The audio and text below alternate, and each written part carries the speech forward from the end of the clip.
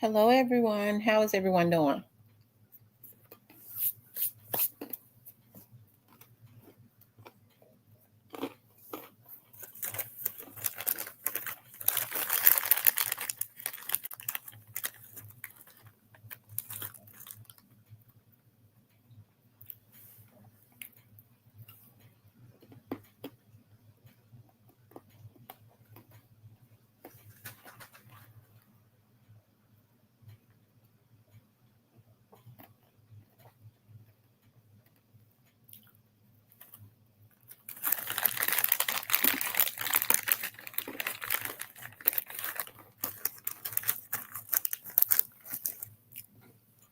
Hello, you guys.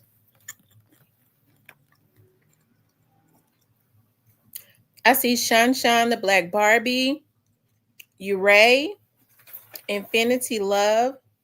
How are you guys doing? Rose,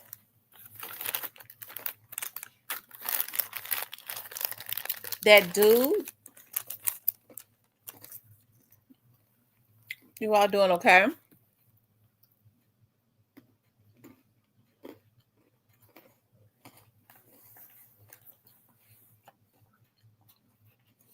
Hey, GMF, Paula.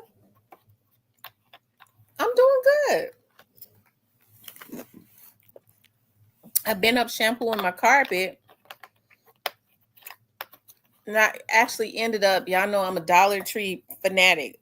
I found this carpet foam after I shampooed it that I sprayed all over it.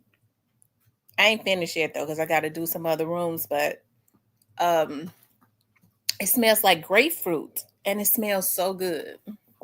It's got the whole front area smelling like grapefruit. Hey, Tony. In between shampooing, changing the water, and shampooing again, I was like, I need to take a break. My back started hurting. I was like, let me go and do my show. I can rest up and then finish.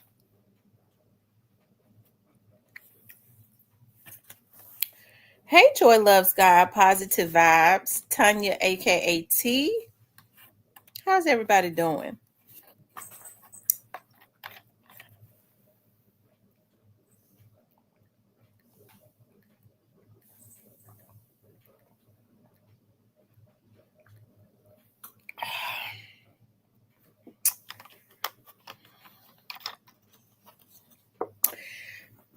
Shout out to I want to send a shout out to two people. Shout out to Dime Piece that actually had left a comment.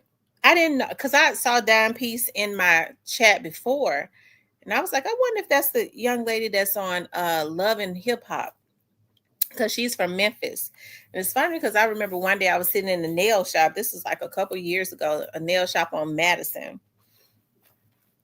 And it was a lady sitting next to me that was getting her nails done. She was looking at her phone. She was looking at Love and Hip Hop. And I was like, you like Love and Hip Hop? She was like, yeah. Well, basically, I just look at my stepdaughter. She said, basically, I just look at my stepdaughter, Dime Piece. I was like, oh, okay. It's like, yeah, that's my husband's daughter. My daughter. We had, at that time, she's talking about, they had the little girl all the time, Dime Piece's daughter. Shout out to Drama Boy for sharing my interview that I did with Mr. N. Drama Boy is a producer from out of Memphis that has done extremely well. Produced a lot of different music for a lot of artists. Shout out to him. Anyways, you guys, I wanted to. She said I remember Love and Hip Hop. Yeah, she was Love and Hip Hop Atlanta. I wanted to talk about. I'm gonna give everybody like another minute. I'm gonna talk about the Hernandez Govan interview, and I'm gonna talk about President Trump is talking about sending um, the National Guard into Memphis. He said they're trying. We're gonna talk about that in a few minutes. So. Anyways, you guys, I was looking at an interview that Hernandez Govan had did on Vlad. Of course, He has this lawyer with him. His lawyer went in there and he pulled out all stops because he knew that it could be a money pot, and definitely hit the jackpot on interviews with bigger platforms if Hernandez Govan had gotten off. Okay, he knew all the Vlads and all of them would definitely want first dibs on an interview with Hernandez Govan. Okay, and I'm gonna talk about how I feel about all that too. I'm sure that Manny is with him. Manny is also a federal attorney. Okay, he fights federal cases and all of that. So not only is he helping to push his business, okay, I'm sure that he's doing negotiations and stuff for Hernandez Govan's interviews. And he's there to ensure that he does not incriminate himself because, as I said, Manny is also a federal attorney. He fights federal cases. Okay.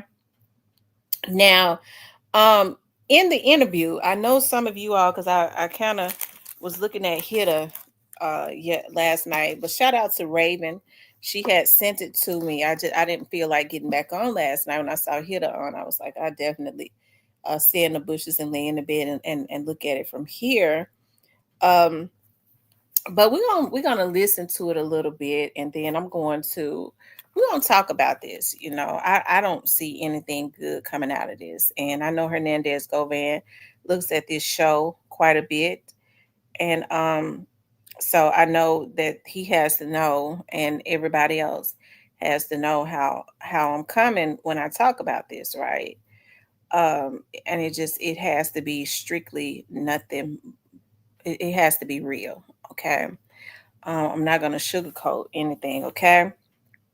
But Manny had to go because everybody that goes over to Vlad TV, shout out to Vlad. They have the feds looking at them, but I don't think that Vlad is going to have the feds looking at this any more than what they already are, okay? First-degree murder and conspiracy to commit first-degree murder for the killing of young Dolph. Today he joins us to do his first interview after the case. Hernandez, welcome to Vlad TV. Appreciate you, Vlad, for having me. Well, me and you have actually been talking for a while. Now, I will put up, I'm going to put up a specific part of the video, but Vlad don't play about his videos, child. He'll have them to take the whole damn video down. So I don't like to play his visuals. Hold on one second. Correct. And we were supposed to do this interview a while back, but then things kind of went haywire. So Here we are today. So I want to start at the very beginning. Born and raised in Memphis? Correct. Now, you got into a lot of trouble over the course of your life. Yeah. So over 26 years, you were in and out of jail for various crimes like aggravated assault, drug possession, and so forth. Yes. Why are you getting in trouble so much? Well, I'm sure you know I grew up in an environment called Orange Mound, home of A-Ball and MJG. So, you know. Hold on, y'all. I'm gonna try to do this another way. Hold on, let me see something. Let's try to do it like this.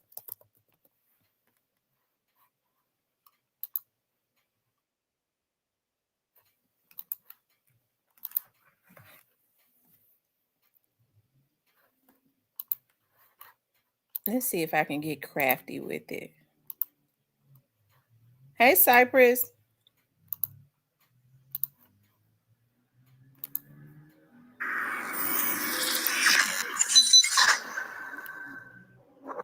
All right, here we go. Today we have Hernandez Govan, who just was found not guilty by a Memphis jury of first-degree murder and conspiracy to commit first-degree murder for the killing of young Dolph. Today he joins us to do his first interview after the case. Hernandez, welcome to Vlad TV. Appreciate you, Vlad, for having me. Well, me and you have actually been talking for a while. Correct. And we were supposed to do this interview a while back, but then things kind of went haywire. So Here we are today. So I want to start at the very beginning. Born and raised in Memphis? Correct. Now, you got into a lot of trouble over the course of your life. Yeah. So over 26 years, you were in and out of jail for various crimes like aggravated assault, drug possession, and so forth. Yes. Why are you getting in trouble so much? Okay, these are the charges and all of that Manny filed a motion to have suppressed, and the prosecutors had the opportunity to respond on why his background should not be suppressed, which is public. And whatever response they wrote up, the judge didn't accept it. She suppressed it.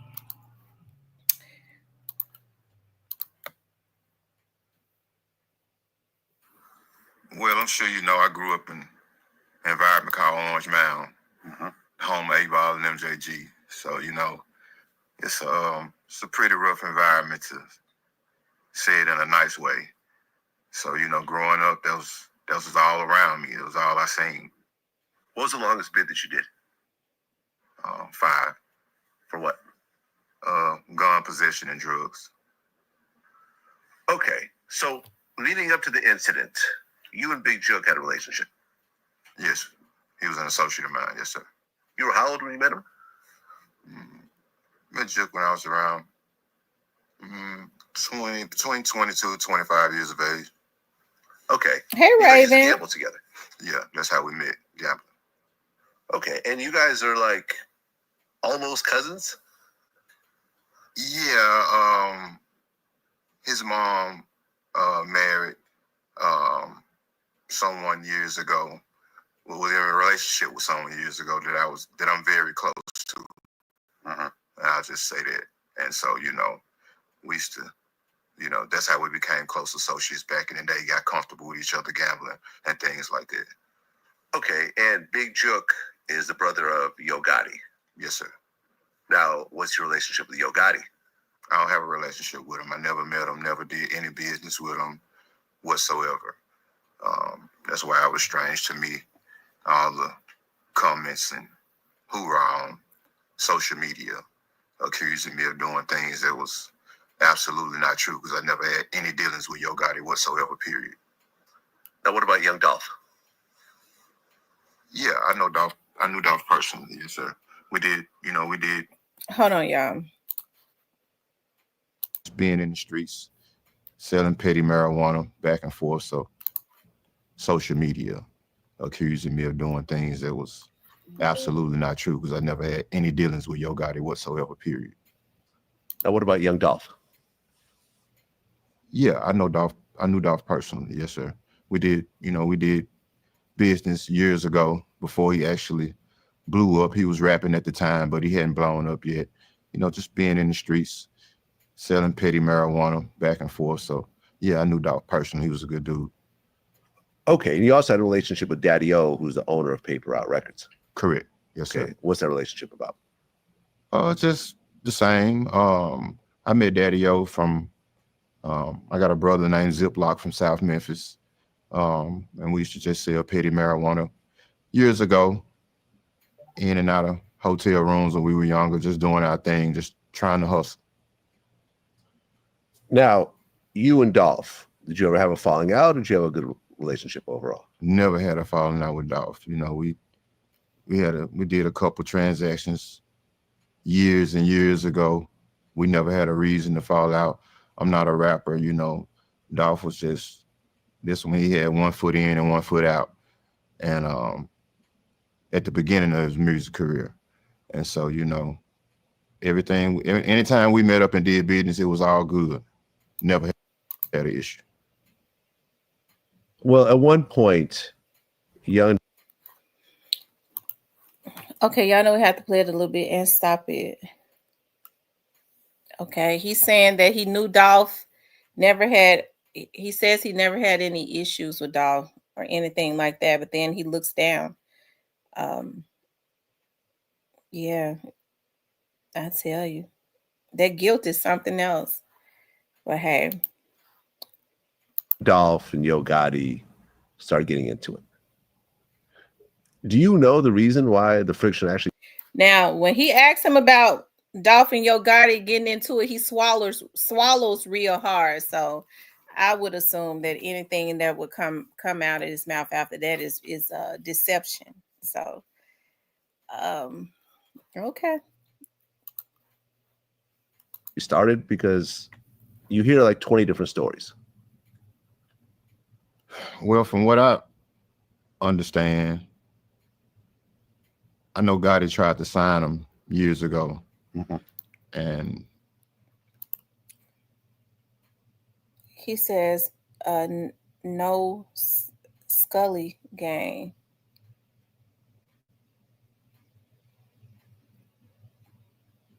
Keep what in the streets? Scully gang. I'm not a street person. Keep what in the streets? I'm not a street person, so I can't keep nothing in the streets.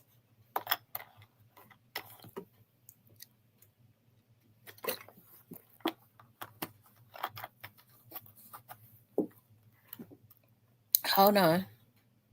you know, for whatever reason, Dolph decided not to. I think Dolph was close friends with Gucci Mane at the time.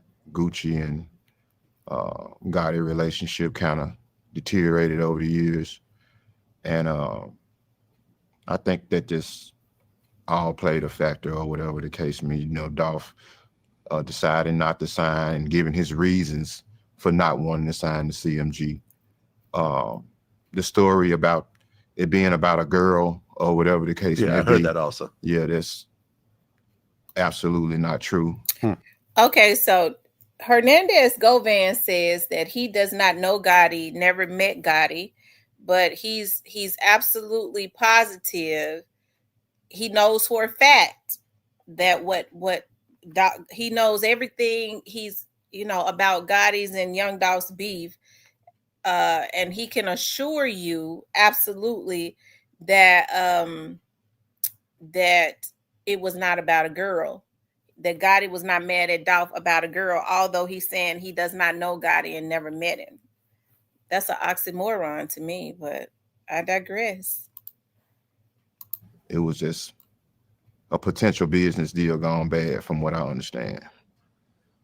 Well, you have rap beefs where people do diss records against each other, but in this case, it escalated into actual violence. Dolph got shot up in LA at one point, and then he was in a bulletproof car. They got shot up, down south at a later point. So there was just a lot of chaos that was happening during that time. From your point of view, like, you don't know Gotti, but you're friends with Jook, and you also know Dolph. What did you think about these things escalating in Memphis and all over the South? Well, actually, when you sit back and you analyze everything, and just giving my honest opinion on it, and I mean, numerous of other people have said what I'm about to say. I don't think you can go find one song where you hear Yo Gotti dissing Dolph. Hey, Rose. It was more so Dolph. Every other song he dropped, he was mentioning Gotti and Jook, and sometimes his family. And so I think they kind of lit the fire to it, escalated it, or whatever the case may be.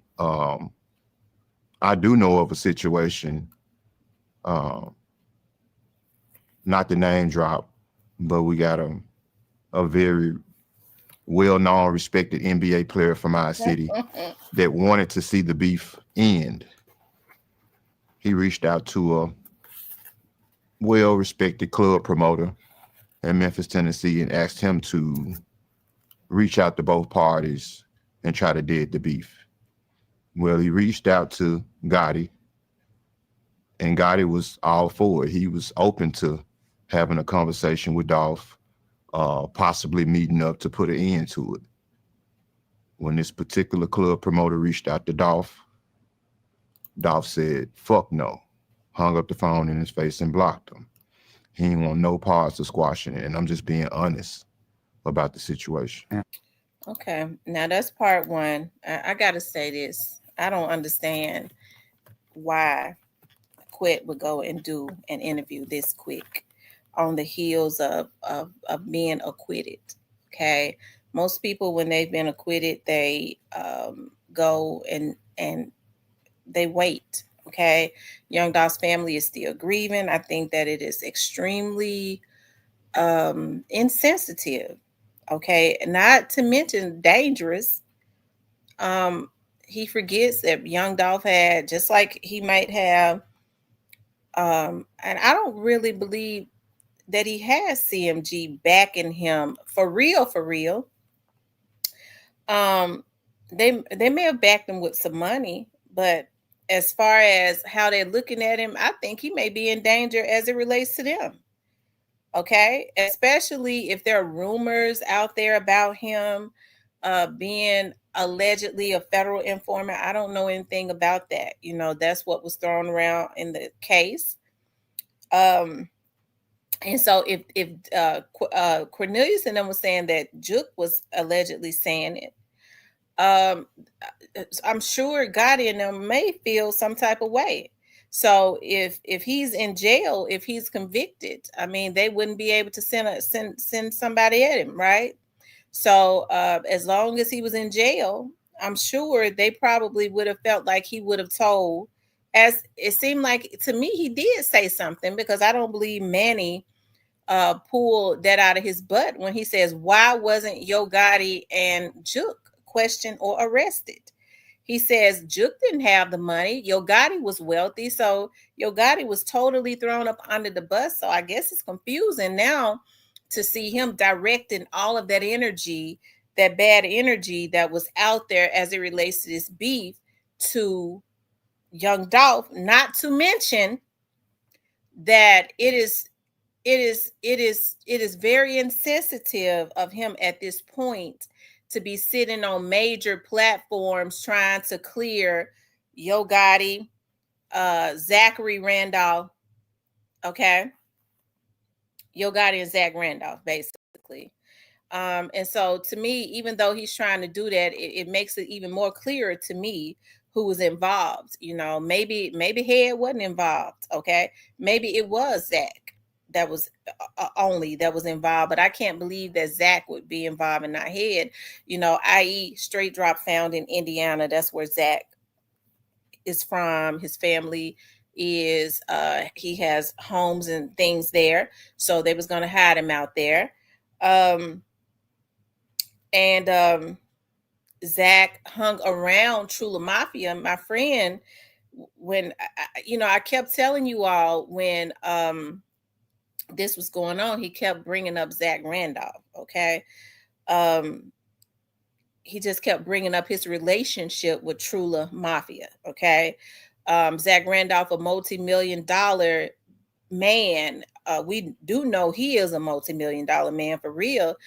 Why would he be hanging around a clique of dudes like Trula Mafia? He was doing the exact same thing, and that was sending them out. They were taking payments to go and crash out, okay?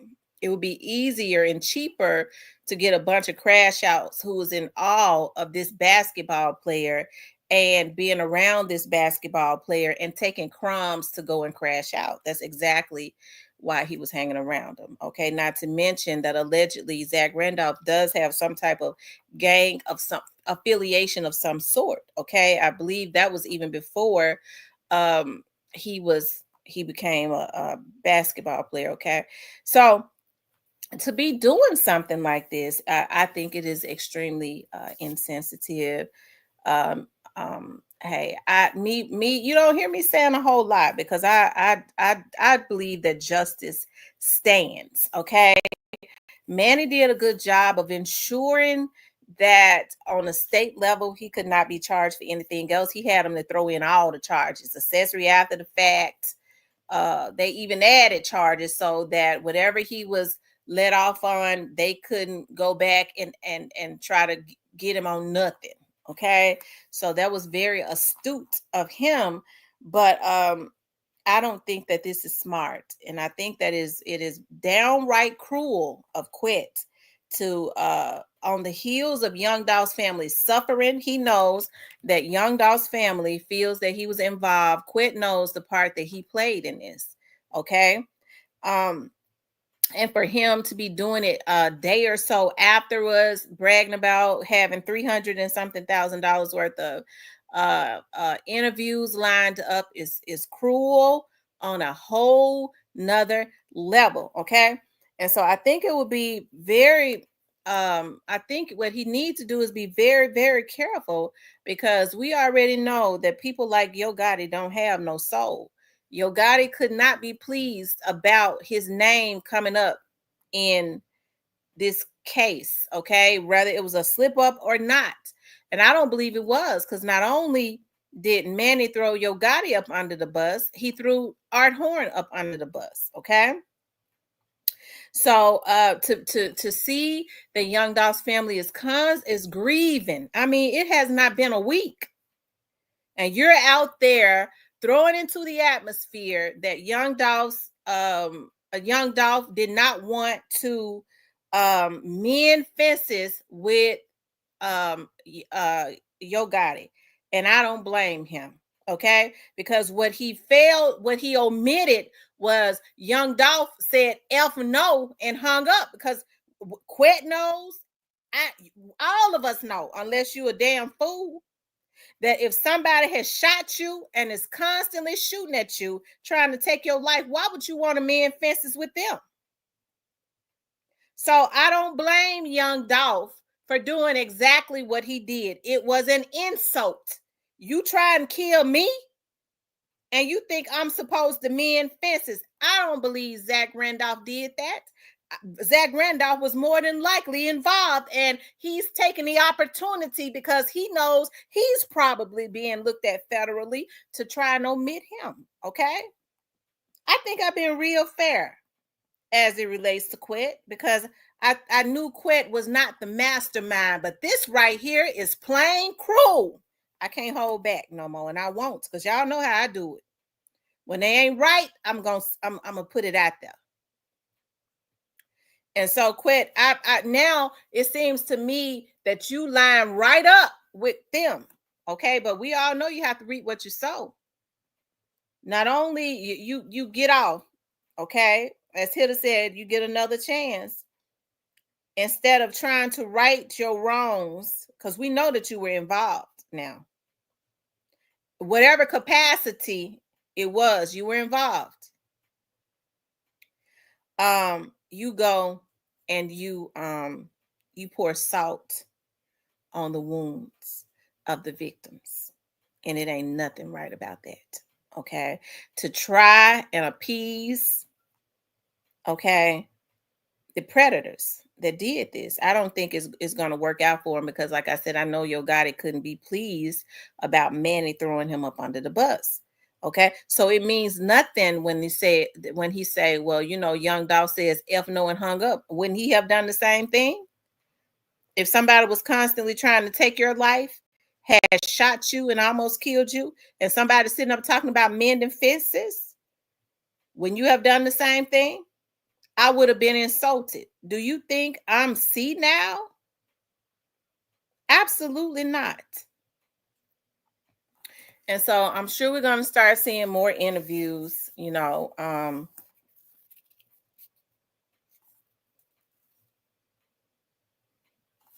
Wait a minute. He says, wow, I can't believe you're saying these things about Zach Randolph, Miss T. At least say allegedly. I love your show, but I don't think that's right. Well, T. Banks, I believe it. Okay, I think I've always believed it. I think, and I did say allegedly, but T. Banks, him having an affiliation and running and hanging out with Trula Mafia is not allegedly. That's not allegedly. And saying that I believe is the same thing. I believe that as it relates to this. Now, I respect your opinion, T. Banks. I need you to respect mine now. I need you to respect mine. And so, hey, and then maybe Zach Randolph did. But if Zach Randolph was running with Trula Mafia, hey, those were the dudes that he ran with. And those were the dudes, that was the clique that was hard to take Young Dolph out, T. Banks. So we're going to have to keep an open mind as it relates to this love. Okay? because Zach Randolph was one of my favorite players. He was the favorite when he came to Memphis. Okay. But his clique that was always around him, they're the ones that took out young Dolph.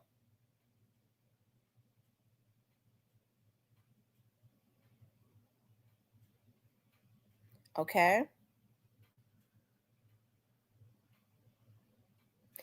And so I think this is just wrong on so many, on so many levels. Y'all don't hear me. Y'all ain't heard me like fussing or getting mad or anything, even as it relates to the verdict. I was up there on the floor in another courtroom when their verdict was read. Okay. And I was coming out, and all I could hear was the screams of people that was hurt. Right. And so to pour salt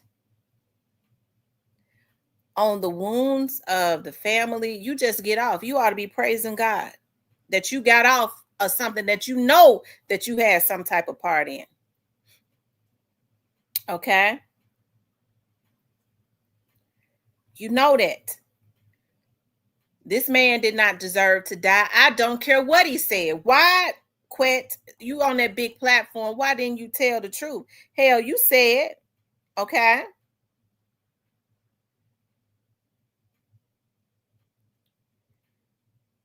You said that you didn't know Yo Gotti. That's what you said. But it seemed like to me you know everything as it relates to that. And you can positively, according to you, say what it is and what it's not. Okay, there was nothing right about this interview. Okay. So young Dolph is the victim. Quit. Why you using those on those platforms? Because I'm gonna tell you now, Gotti and them gonna be the ones to set you up. They are. Okay. They don't mind paying money to make sure you're not in jail. Okay. They want you out so that they can touch you. To ensure that when they touch you, you can never tell the truth, the whole truth. It seemed like to me you told some to Manny because he let it out in court. And so that's why I know that Yo Gotti, being a sociopath, couldn't be pleased about that. Okay.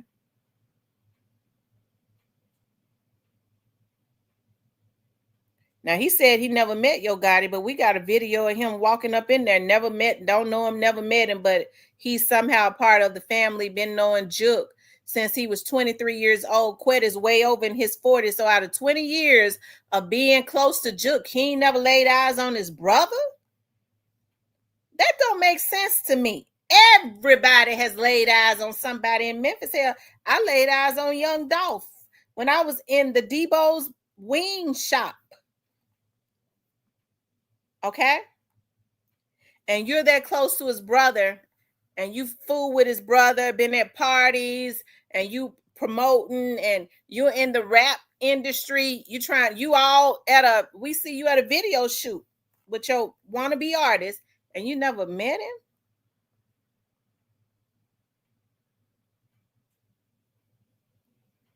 Okay?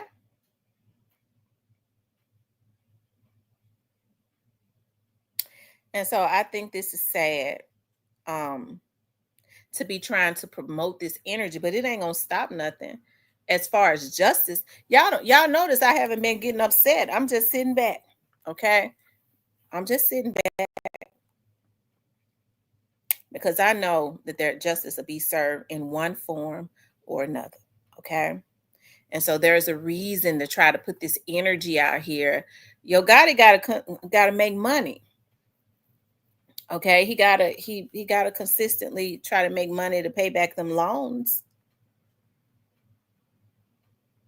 Okay, and to pay for them federal lawyers. Absolutely. This is the same man that says he had never heard of Paper Route Empire when he did a interview with Stan G. Okay, so there was a lot of deception in that. I think it's really sad. that Quet was stooped to this level. But hey, he already has stooped to a level of when he allowed Jook to pull him into this situation, right? But he and Jook were close, so why wouldn't Jook go to him, right? And so, like I said, I think that this is extremely insensitive to be out here doing interviews. I don't really know what he thinks could come out of this for him. I don't really know what he thinks.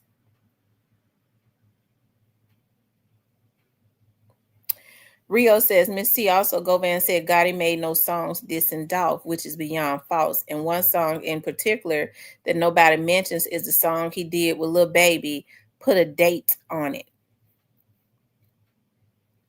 Right. Nobody ever mentions Play With Your B was so big. People tend to try to omit everything that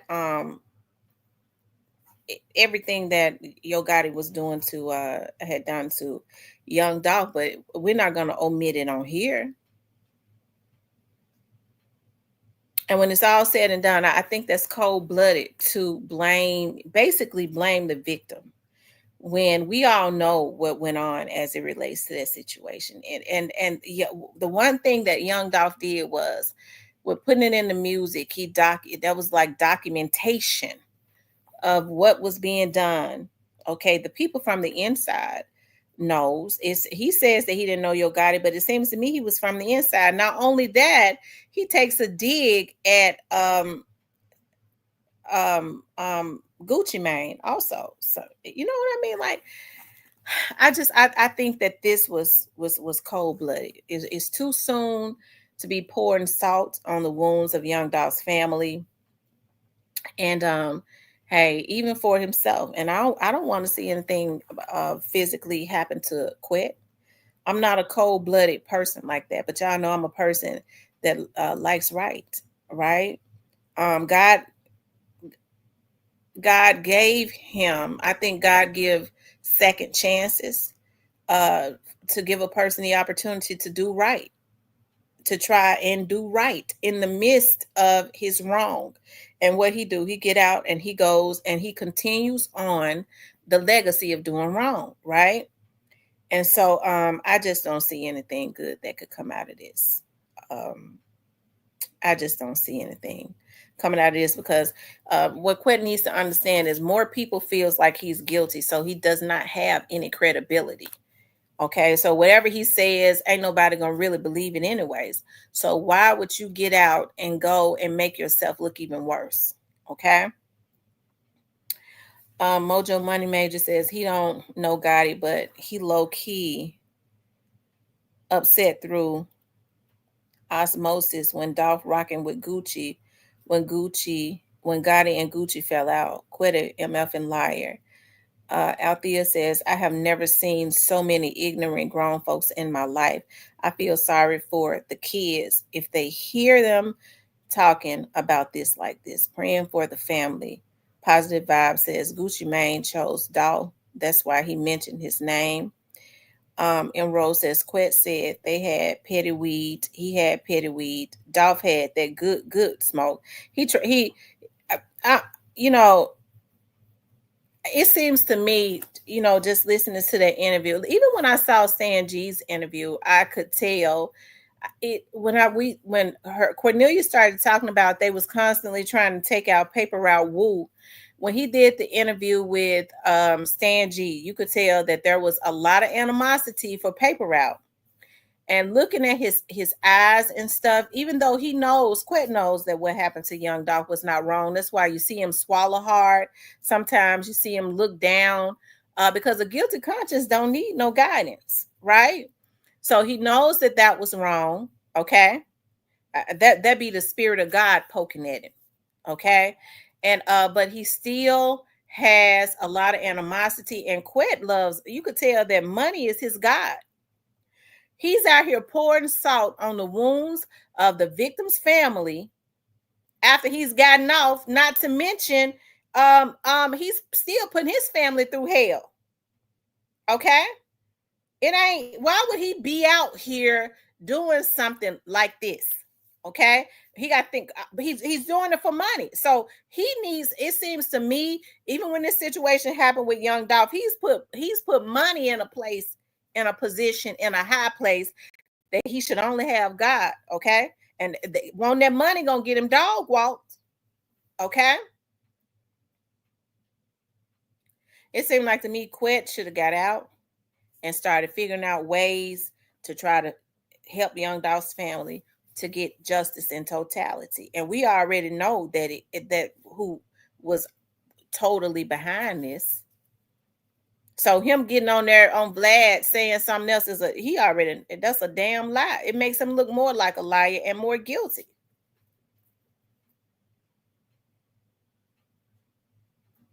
Okay.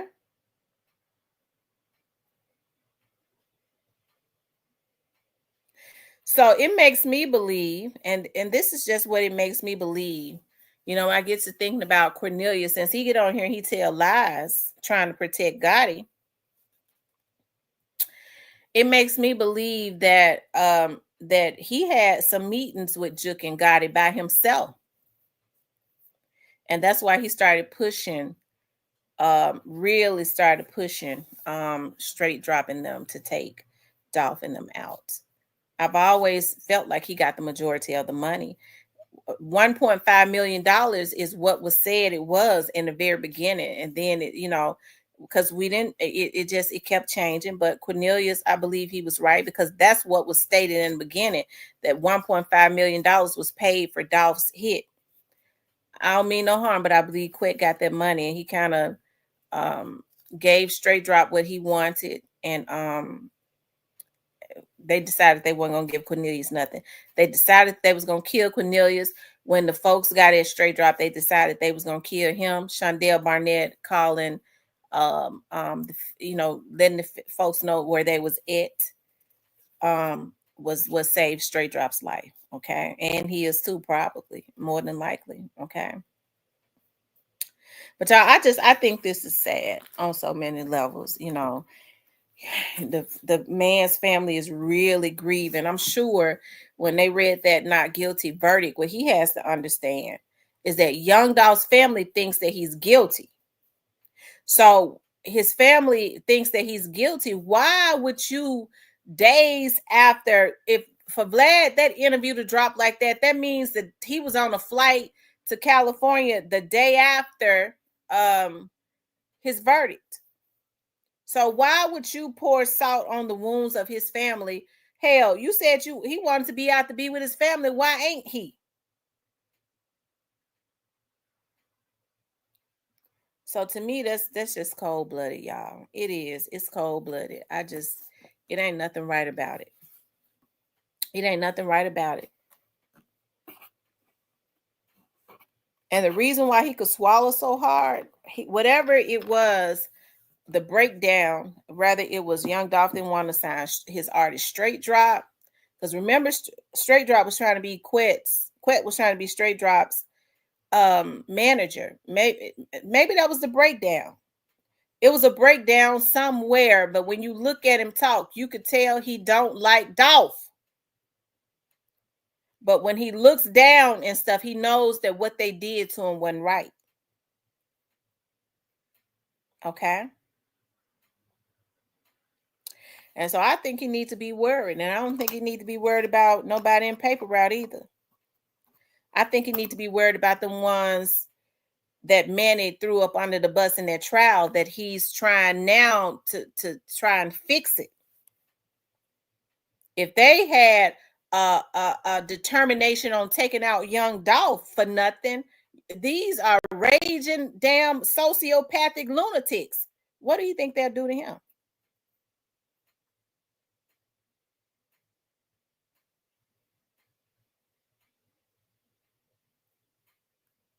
Okay. You might be right. And he looks like he's gained some weight too. You're right. It probably was already pre-recorded. Okay. And then when he got a not guilty verdict, because he looks like I don't think a person can gain weight in a day or two.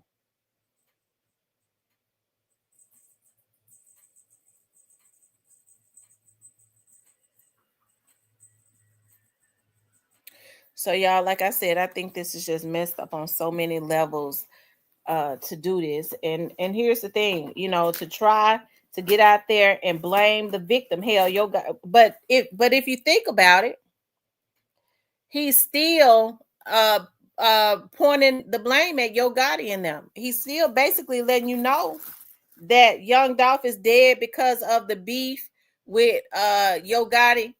He's even though in one sense it seems like to me he's trying to blame Dolph, he's still pointing you still in the direction of Yo Gotti. Okay, he's still pointing you in the direction of Yo Gotti. Okay, so y'all listen. All right, this stuff is crazy. He says, Tamara, you just preached an entire sermon.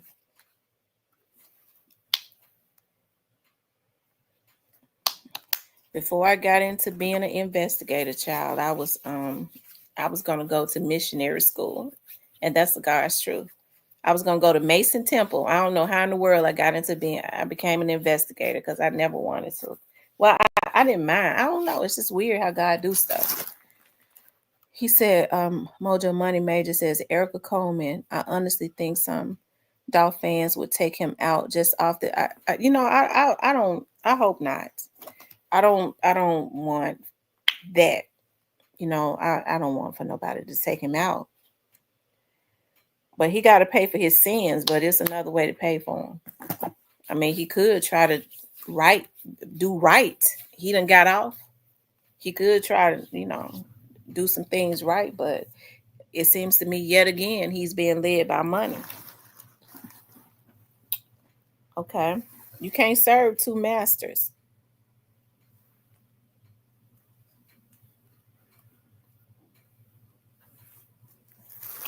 I'm looking for that phone, y'all, so I can open the phone lines.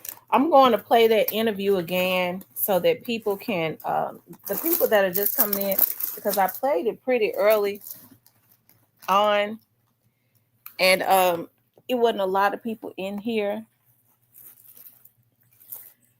Hold on, I'm gonna play it again while I for those of you all that missed it, while I look for that phone.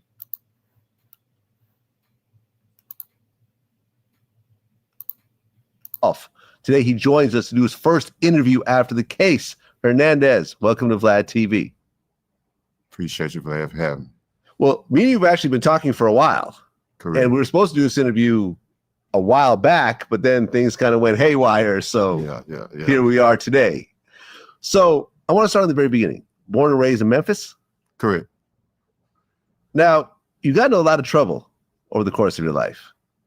Yeah. So over 26 years, you were in and out of jail for various crimes like aggravated assault, drug possession, and so forth. Yes. Why are you Now, even Vlad TV did more research than the prosecutors did. in trouble so much? Well, I'm sure you know I grew up in an environment called Orange Mound, home of A-Ball and MJG. So, you know, it's a pretty rough environment, to say it in a nice way. So, you know, growing up, that was all around me. It was all I seen. What was the longest bid that you did? 5. For what? Gun possession and drugs. Okay, so leading up to the incident, you and Big Jook had a relationship. Yes, he was an associate of mine. Yes, sir. You were how old when you met him? Met Jook when I was around between 22, 25 years old. Quetta's about 45. So you trying to tell me that you all were like family? Because he said they were like family, like cousins.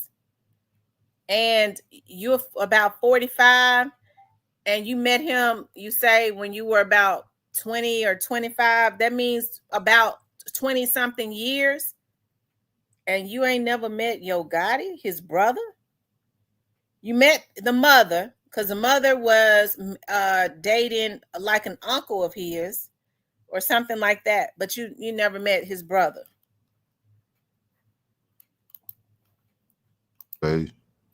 Okay. You guys used to gamble together. Yeah, that's how we met, gambling. Okay. And you guys are like almost cousins? Yeah, his mom married someone years ago. Was in a relationship with someone years ago that I'm very close to. And I'll just say that. And so, we used to, that's how we became close associates back in the day, got comfortable with each other gambling and things like that. Okay. And Big Jook is the brother of Yo Gotti. Yes, sir. Now, what's your relationship with Yo Gotti? I don't have a relationship with him. I never met him, never did any business with him whatsoever. That's why it was strange to me, all the comments and hoorah on social media accusing me of doing things that was absolutely not true, because I never had any dealings with Yo Gotti whatsoever, period. Now, what about young Dolph? Yeah, I know Dolph. I knew Dolph personally. Yes, sir. We did business years ago before he actually blew up. He was rapping at the time, but he hadn't blown up yet. Just being in the streets, selling petty marijuana back and forth. So yeah, I knew Dolph personally. He was a good dude. Okay. And you also had a relationship with Daddy O, who's the owner of Paper Out Records. Correct. Yes, Okay. sir. What's that relationship about? Just the same. I met Daddy O from, I got a brother named Ziploc from South Memphis.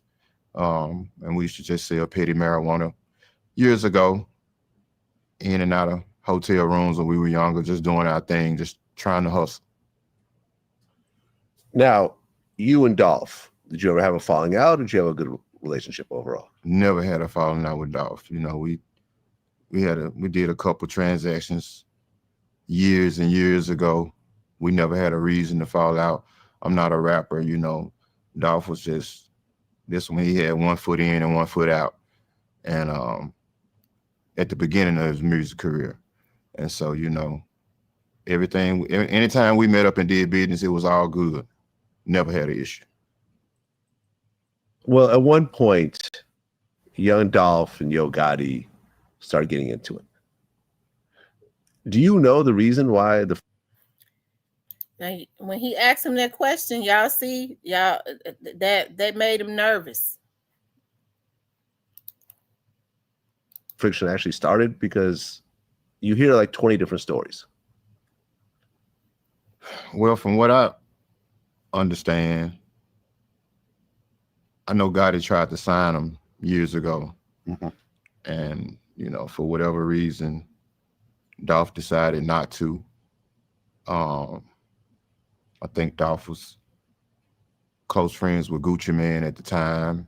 Gucci and Gotti relationship kind of deteriorated over the years. And I think that this all played a factor, or whatever the case may be. Dolph deciding not to sign and giving his reasons for not wanting to sign the CMG. The story about it being about a girl or whatever the case may be. Yeah, I heard that also. Yeah, that's absolutely not true. It was just a potential business deal gone bad, from what I understand. Well, you have rap beefs where people do diss records against each other, but in this case, it escalated into actual violence. Dolph got shot up in LA at one point, and then he was in a bulletproof car. They got shot up, down south at a later point. So there was just a lot of chaos that was happening during that time. From your point of view, like, you don't know Gotti, but you're friends with Jook, and you also know Dolph. What did you think about these things escalating in Memphis and all over the South? Well, actually, when you sit back and you analyze everything, and just giving my honest opinion on it, and I mean, numerous of other people have said what I'm about to say. I don't think you can go find one song where you hear Yo Gotti dissing Dolph.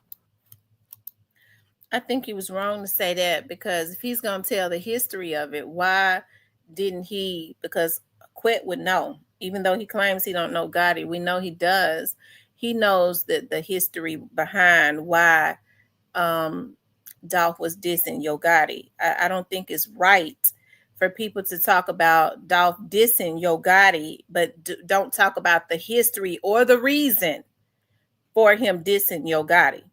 Folks say, well, he was just trying to he used Yo Gotti's name to try to come up. Well, I mean, I don't think he would have used Yo Gotti's name at all if Yo Gotti had not been doing things to try and block the man from coming up behind the scenes. Everybody in Memphis knows that, especially street dudes like Quet. They wrong for this. He know he wrong.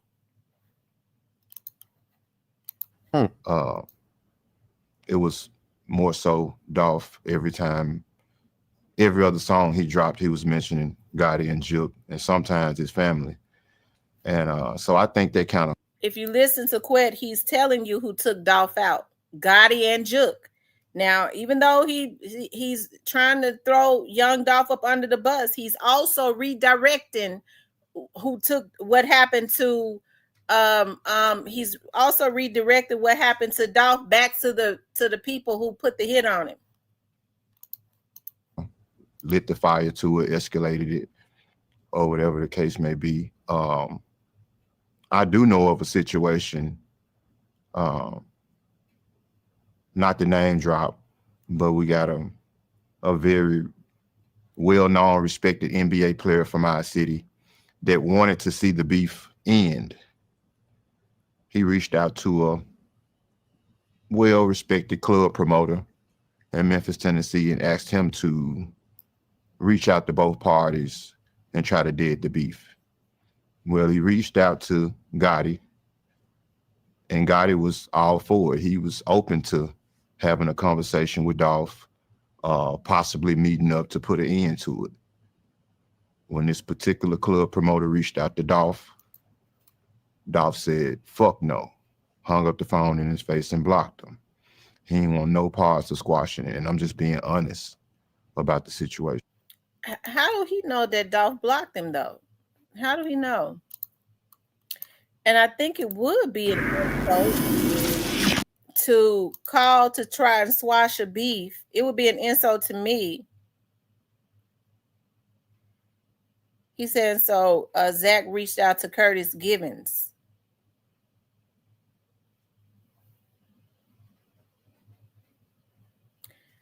Why would they go through Curtis? When they, if they really wanted to squash a beef, they said that they knew Daddy-O also. Daddy-O would have been the closest thing to Dolph. Why didn't they reach out to Daddy-O? If they wanted to try and mediate something, they knew Daddy-O too. But why would Dolph want to squash beef with people that had shot at him by this time several times? Okay. Shot at him several times, and then actually shot him in LA. That would be an insult. I would have said F no too. You think I'm gonna squash beef with somebody to try to kill me? No. Okay.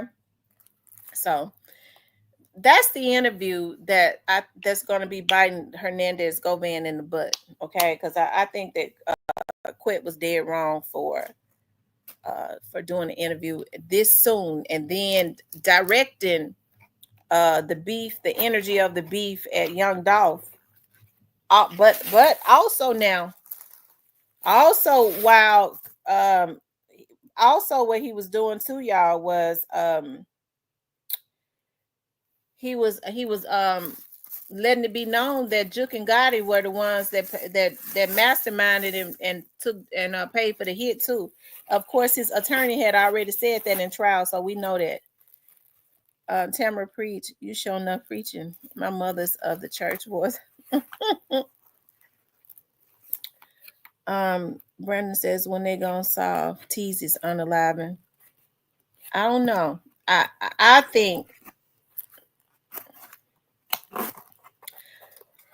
think the next unaliving I don't know. I don't know what it's gonna take. Hey, I thought that Jeremiah's unaliving would be solved in January. But I guess we'll see, because we know that that's all affiliated. And now I understand, why Hagerman has said it's been so many people to lose their lives as a result of this Young Dolph thing unaliving, because we know that Teezy's was affiliated with this. We know that Jeremiah Taylor's unaliving. The man that was just taking care of the mural over there close to Orange Mound. We know that his unaliving, according to the police, was affiliated with this Young Dolph situation. They had been threatening him and telling him to stop cleaning up their mural. And we know that Desmond Rogers unaliving was affiliated with this Young Dolph situation. Now, I don't know what Desmond did. Because not one time, I don't think Cornelius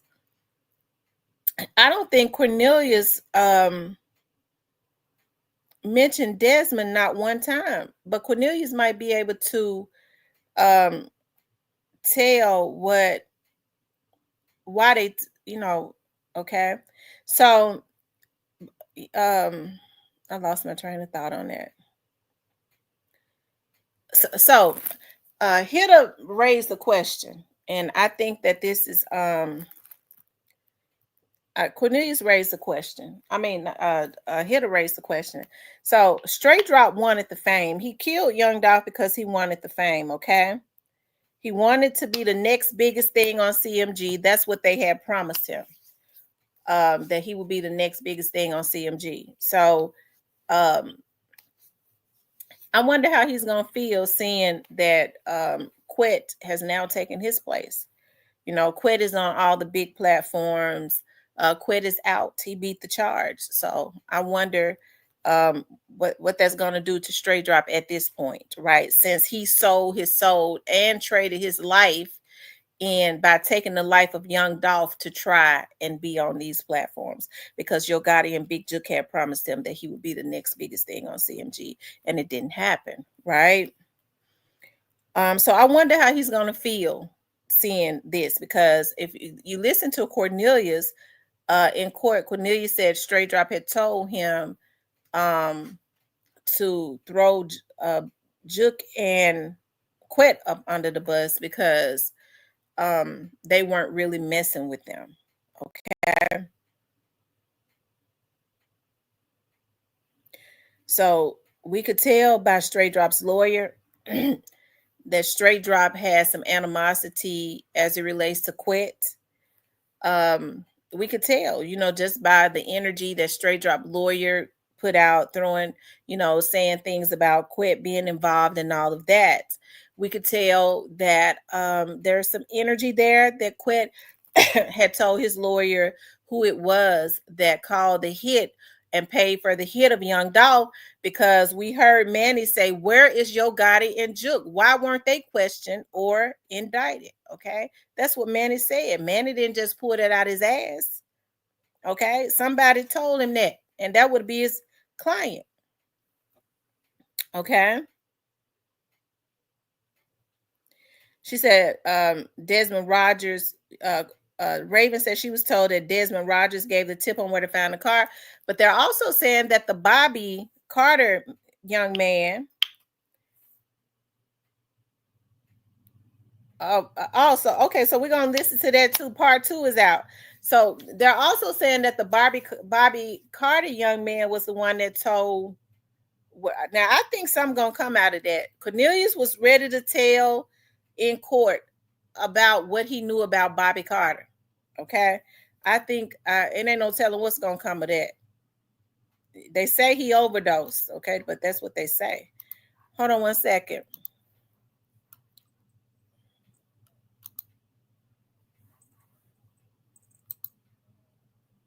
Hold on, y'all. Let's see.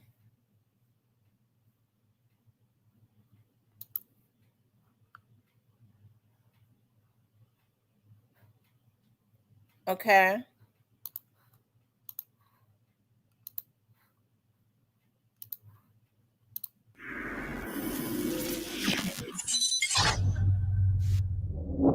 Well, 2021, a few months prior to the actual shooting, you were actually working with Straight Drop to try to sign him to CMG.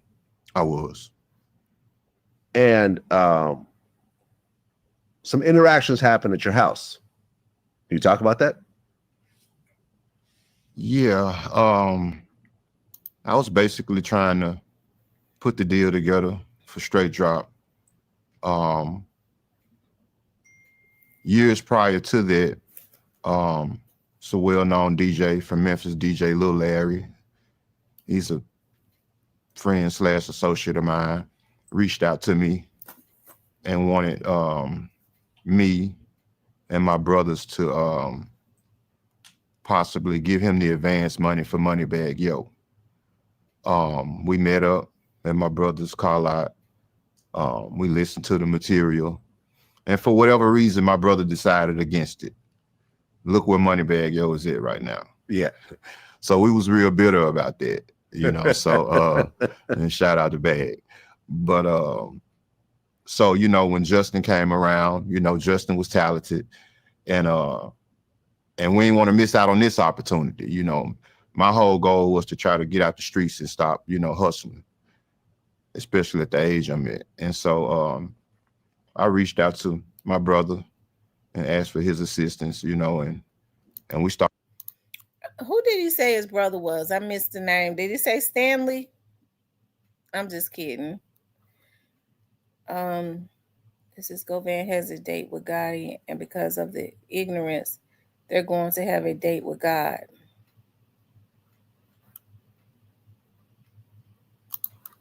Started trying to put the deal together, and I reached out to Jook and asked him to come by and check the material out, and that's how it started. Okay, so Jook is at your house. Is Straight Drop at your house also? Correct. Okay, and you guys are talking about potentially a deal with CMG. Yes. We were basically at my house. Jook was telling us how to promote the music, how to get Justin the type of buzz that was needed to actually sign to the label.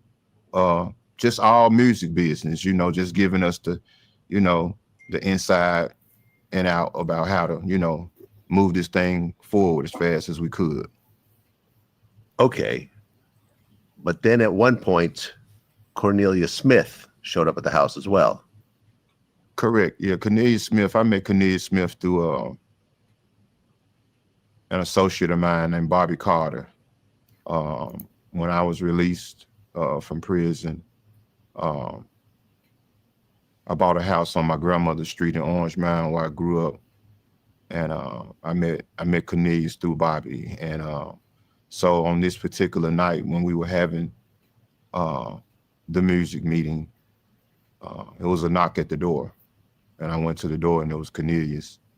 And I was under the impression that he just wanted some X bills or whatever like he normally did.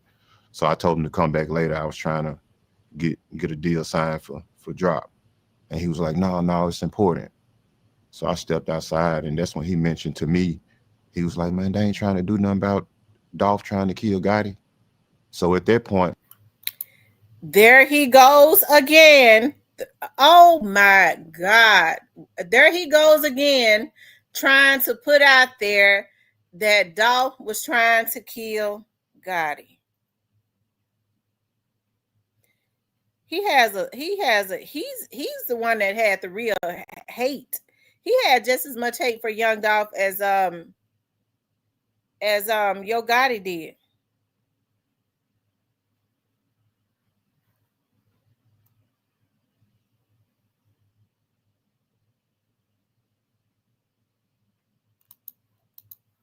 I never heard of that incident. You know, I heard of it.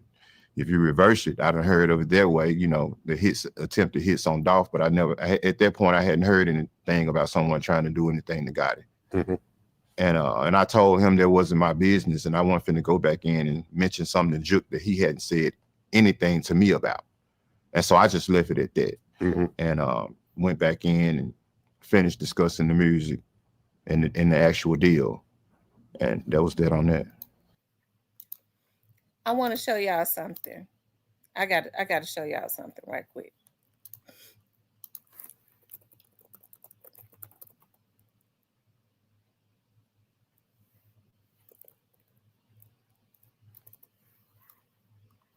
Y'all just give me 1 minute.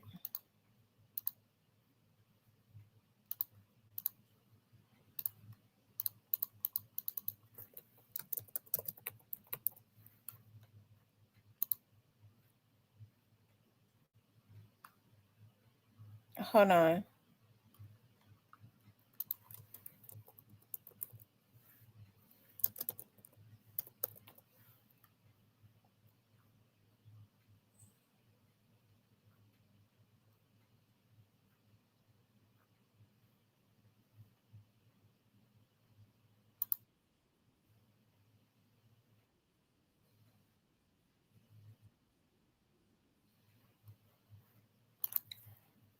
Hold on. I just want to play this right quick. Just right quick. Bible verses about deception. Be not deceived. God is not mocked. For whatsoever a man soweth, that shall he also reap. Okay, that's what came to my mind when with all of this. That's one of my favorite scriptures. Be not deceived, for God is not mocked. For whatever man soweth, that's just what he's gonna reap. Okay, so I mean, he's constantly, he's still constantly throwing, God up under the bus now, but he still has a lot of disdain for young Dolph, blaming the victim. And anyway, so I'm gonna open up the line right quick because after that we're gonna talk about Trump is sending the National Guard to Memphis. He says that the first place he's going to send the National Guard into is in Memphis. Okay, y'all, the phone number is up on the line. I mean, up on the phone, up on the screen. I'm sorry. You all can start calling in. Okay.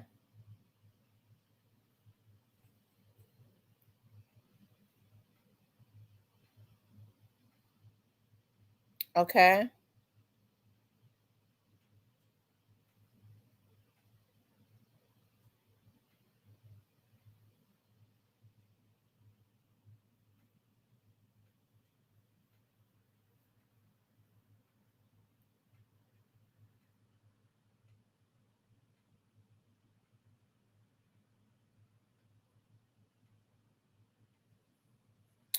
The number is 901-667-0119. 901-667. Hi, this is Tamara. How you doing, Tamara? Hey, you doing okay? It's still my same number. You should have me locked in. Who is this? This is Harold. Hey, Harold. It's the same number I called you from last time. Okay. Yeah, it's my only number. How you been? I've been good. As well. I've been following everything, and I just wanted to, I'm not going to take up too much of time. I just want to send my condolences to the Thornton family and all the things that they're witnessing in regards to the pain. They felt some losing Mr. Thornton. We call him Young Dolph. But just that one thing, I want to just emphasize this one thing. There will be justice for Dolph. Because the more we go on, and the more I'm seeing a whole lot of evidence out there on the table. And this is me looking in, and I know the feds is way more deeper than me. I know that. Because so even though he's throwing, I just say to the people out, to the Dolph fans and the family, just I'm praying for you. Just keep everything in prayer. Don't panic. Just everything is gonna work out, because when God is involved, we all know that he is upholder to justice, and he loves judgment. Okay. All right.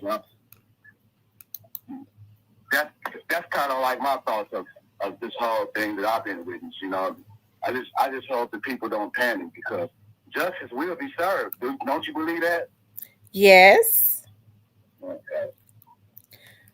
I definitely. Hold on, Harold. Let me address. Hold on, Harold. Hold on. Let me address this, because this person, this sounds like somebody that would be around black Youngster or something, because we know he likes the word whore. But I don't think that Black Youngster would do this, being that Gotti has did him like a damn dog too. But now I don't feel slow as hell. You ought to feel slow. Okay. Let me go ahead and block you, because I was getting ready to cuss you out, but I'm not gonna give you I'm not gonna give you that. Okay, other than you ought to feel like a motherfucking fool. I don't feel slow, because I know what the business is. Okay, you ought to feel like a damn fool bringing your ass up in here, and now you block. You got to go make another. You're gonna have to go make another page. Okay, I run this vlog right here. Okay, so this is my blog. I'm the star of this vlog. So what you're gonna have to do is, troll. You're gonna have to go make another vlog. You're gonna have to go make another page, another channel. And so when you come in here trying to get your shine on that one, we're gonna block you. Okay, we're gonna send you to the damn nut house today, like we send the rest of them to the nut house. Okay, we're just gonna keep blocking you. Okay, I digress. Go ahead on, Harold. Yeah, that's just my thoughts of that. I like to kind of sit back and read the comments and just be studying. Then, the odds that I've been around all these years, I don't comment might not even call now, but just know I'm always watching your back, sis. I love you. I'm praying for you. And I'm kind of taking on your temperament when it comes to this whole matter, because cooler heads will prevail, and I promise you this, because I have faith. Dolph will receive justice. I know it. Mm-hmm. And so, people who are out here on stalking your page, doing the devil work, they need to repent before they find themselves in a situation they don't want to be in. Because I'm out here seeing how God is moving on people. People that's fighting against God's people, they're waking up in vicarious situations. You need to, and I'm just, since I got you need people out there who listening need to keep their mouth off of you, because you're a child of God. Mm-hmm. And they letting the devil get them in crazy situations because they putting their mouth on God. It's funny. I'm gonna tell you what the word says: touch not his anointed. That's right. Isn't that what the Bible says? That's right. Now you got some ignorant folks that have never read that. They don't know that. These witches and these sorcerers and all these people out here who putting out. I've been listening for a while, although I might not be saying nothing, but I'll be watching all these comments. I'm telling you, they better not taste their mouth on God's anointing. God has called you for this time, and he's got his protection on you. You got physical protection, but you got angel protection watching around everywhere you go. I'm telling you. Amen. And anybody out there who can hear my voice knows that the moment they put their mouth on you, their eyes on you, their thoughts on you, it's going to come back on them. And it's just like it said in the book of Deuteronomy 28, it might come back in 7 ways worse. Dolph was a beautiful man, a beautiful soul. And he didn't deserve that. So God, he's a God of justice. A lot of people don't know that because they serving the devil. And you're going to get the devil reward. You keep on serving them. That's true, Harold. I agree. So, I'm not going to hold you up. I know other people might want to jump up. I'm praying for you. I love you. And let me go back to watching. Okay, honey. Thank you. I love you too. Thank you for calling in. You're welcome. All right. Bye-bye.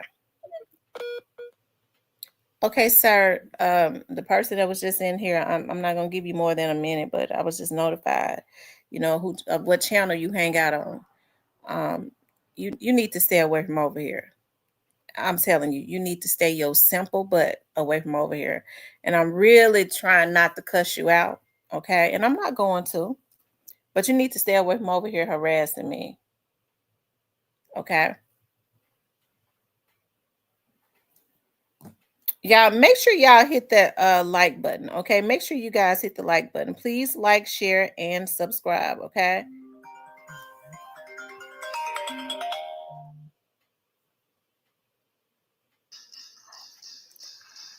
Hold on 1 second. Hey, this is Tamara. Hold on 1 second. Hold on. I got to put you on.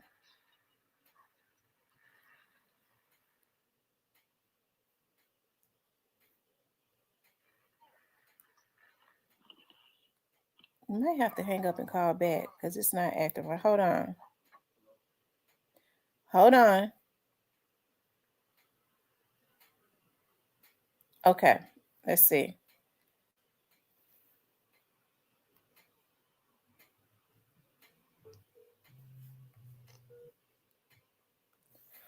Okay, go ahead. Hey, Karen, it's me, straight to the point. Hey, straight to the point. Hey, how you doing? Nah, I'm not going to take up too much of your time. Salute to the chat, too. Listen, for that punk-ass bitch that just came on here and disrespected you, listen, I understand that Tim and everybody may have their own opinion and shit. But don't come on here disrespecting her. I'm telling you, if you don't want to do it, Tim, I'm going to do it. Because we might not agree with whatever side that we coming from or who's on this side, who's on that side, or anything. But one thing you're not going to do is you're not going to disrespect a black woman that's doing something productive, speaking her mind and shit. If you got something to say, step up on here and speak your mind like a grown-ass man. But don't come on here disrespecting her. Because I'm going to step in and the wolves are going to step in. Straight up. And I didn't appreciate that. That's all I have to say, Tim. I don't appreciate shit like that. Thank you. I appreciate that. Y'all have a blessed day. Thank you. Straight to the point. Thank you.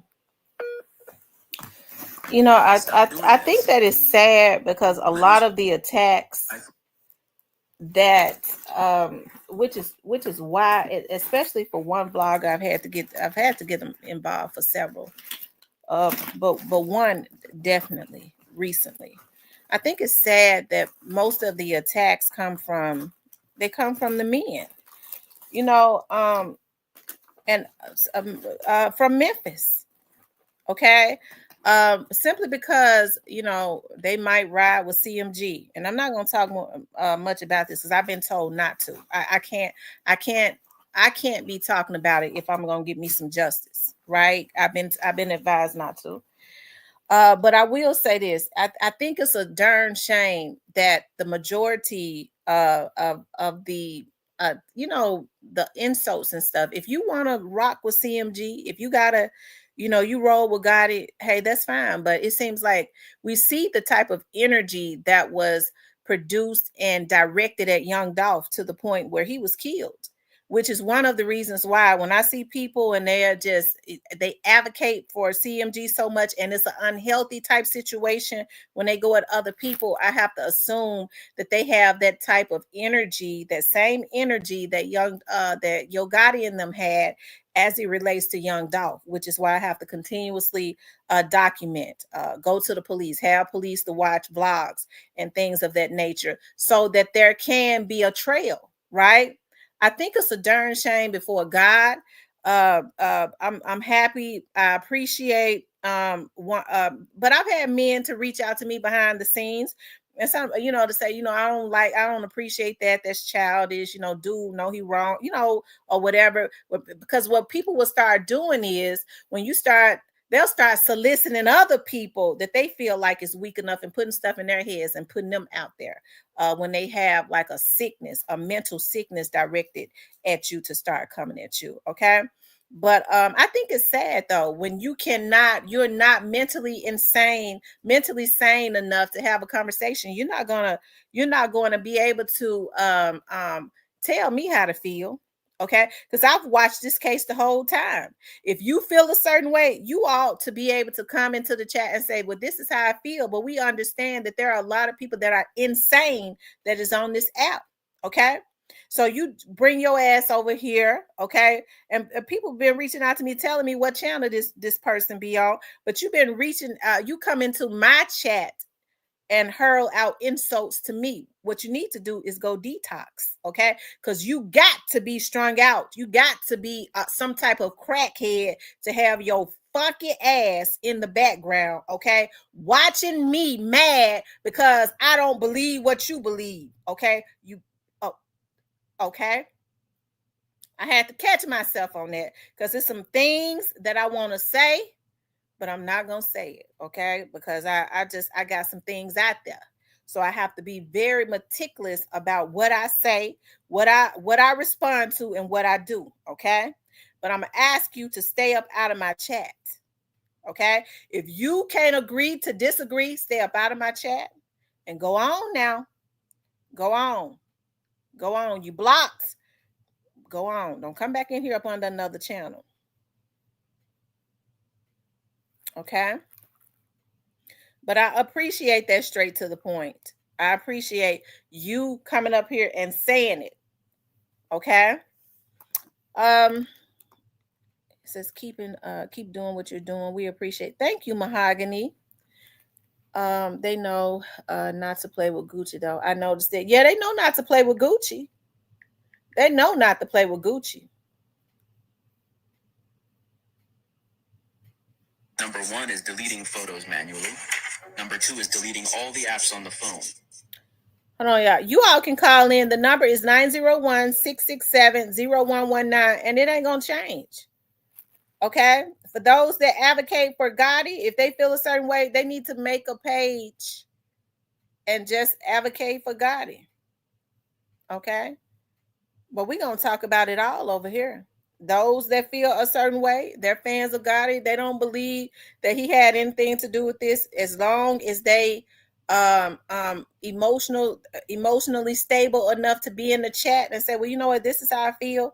Hey, I don't think Gotti was involved, but this is my opinion. And you emotionally stable enough to express your opinion. Hey, that's cool with me. But you come into my chat hurling out insults. Your mammy is a hoe. Okay? The whole, now you need to go, oh, Lord have mercy. Because I'm still from South Memphis, y'all. Lord, please help me, God. Please help me. Please, Lord. I be trying to do good. Lord, I be trying to do good. Y'all know how I cuss folks out. I try to leave Clementine. I grew up, I ain't lived in Clementine since I was 13. Lord, please. I'm in my 40s now. Okay, so y'all know I grew up cussing. Leave me alone now. Go on. Okay, because I know how to take it from the church to the Jew joint. So just go on. Y'all, the number is 901-667-0119. And I ain't never been no Jew joint hoe either. 901-667-0119. Call in, you guys. We've been talking about this interview that Hernandez Govan did with Vlad, right?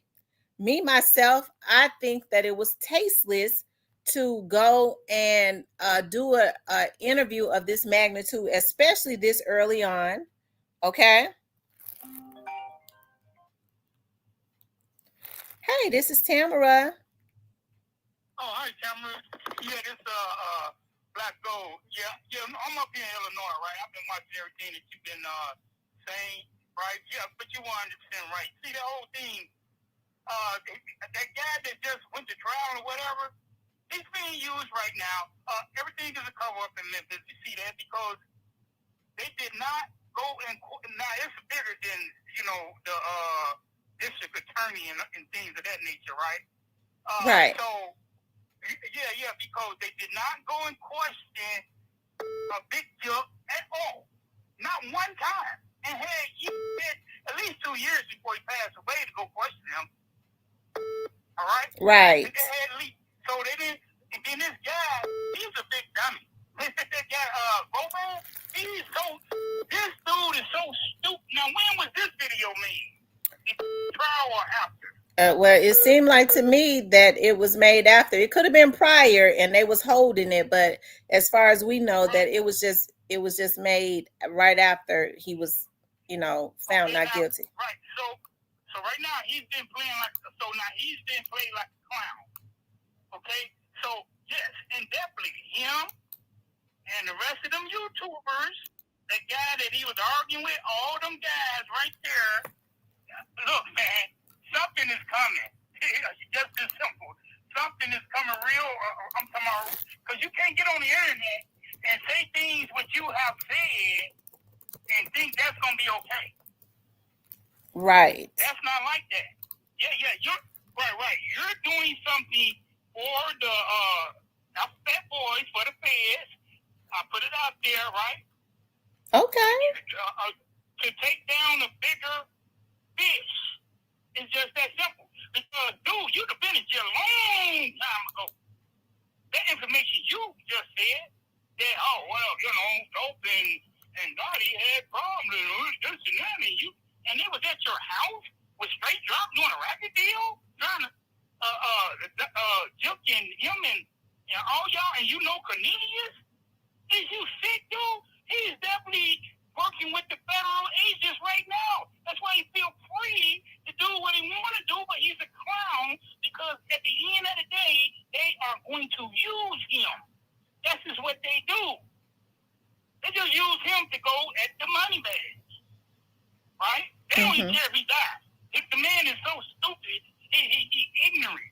They got those type of people. I'm up north, up here in Chicago. They got them same type of people. They on the federal government payroll to not go to jail because they've been caught red-handed, and they do all those stunts for them.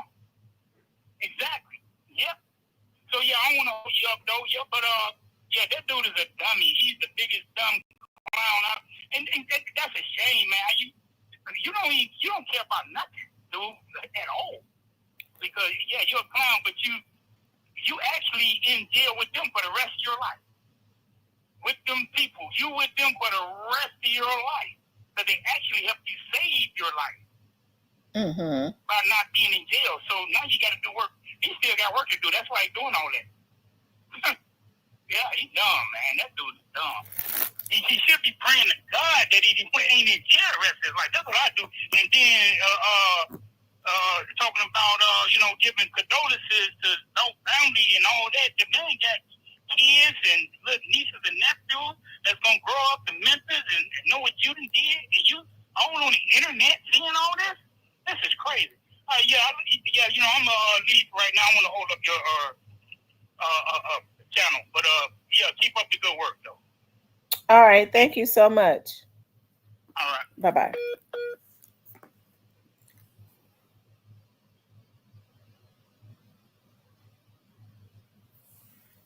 Thank you, Paula, for the $10 super sticker. Thank you so much. You all make sure y'all hit the like button for me. Make sure you guys please like, share, and subscribe, okay? Thank you for the $10 super sticker. You said it must be 2 Ray Browns. I ain't never type your name. Anyways, y'all, the lines are open, okay? The lines are open, 901. Let me put the number back up here because I don't know what either. Let's see. 901-667-0119.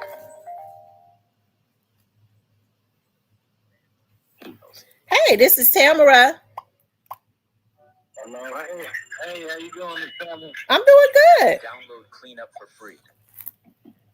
Yeah, I ain't heard from you in a while. I see you got your radio station going. I was trying to this Hollywood. We filming some new movies. We was trying to maybe you help us get some publicity going on your radio, your talk show. This is who? Who am I speaking with? This Hollywood. Okay. So you calling about advertisement? Advertising, yes, ma'am. Okay. Well, email me realtalkwithtamara@gmail.com. You said what? You can email me at realtalkwithtamara@gmail.com. Okay, well, you want me to email you? Mm-hmm. Okay, I'll give you an email then, Miss Tamara. You been doing okay? I've been doing good. Yeah, I ain't talked to you, seen you in a while. You said I don't remember you. You said your name Hollywood?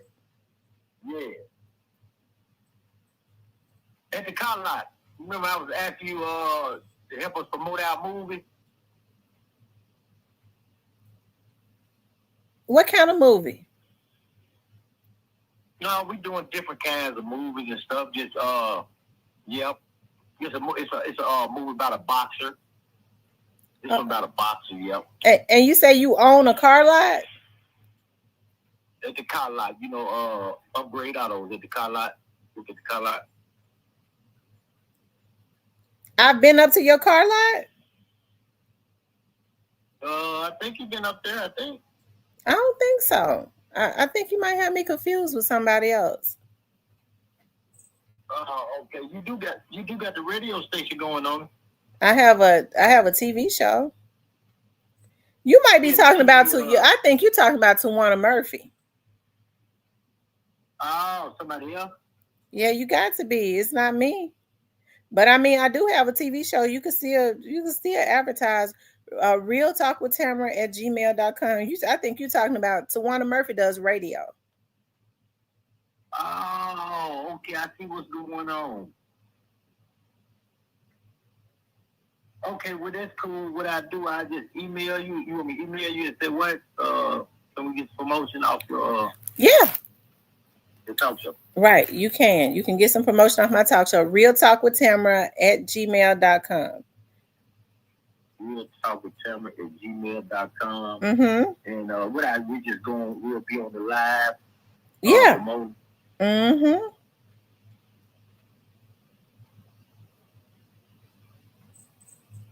Okay. Okay, I got you. I'm going to email you right now. Thank you. All right, thank you. I sure appreciate you. No problem. Bye-bye. You all, make sure y'all hit the like button. Make sure you guys please like, share, and subscribe. Make sure you guys please like, share, and subscribe. I'm trying to think. I'm like, dog, I ain't been to no car live.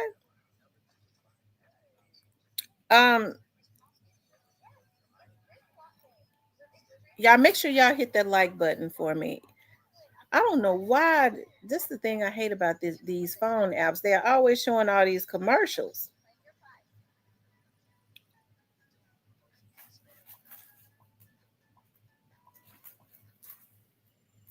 Ooh.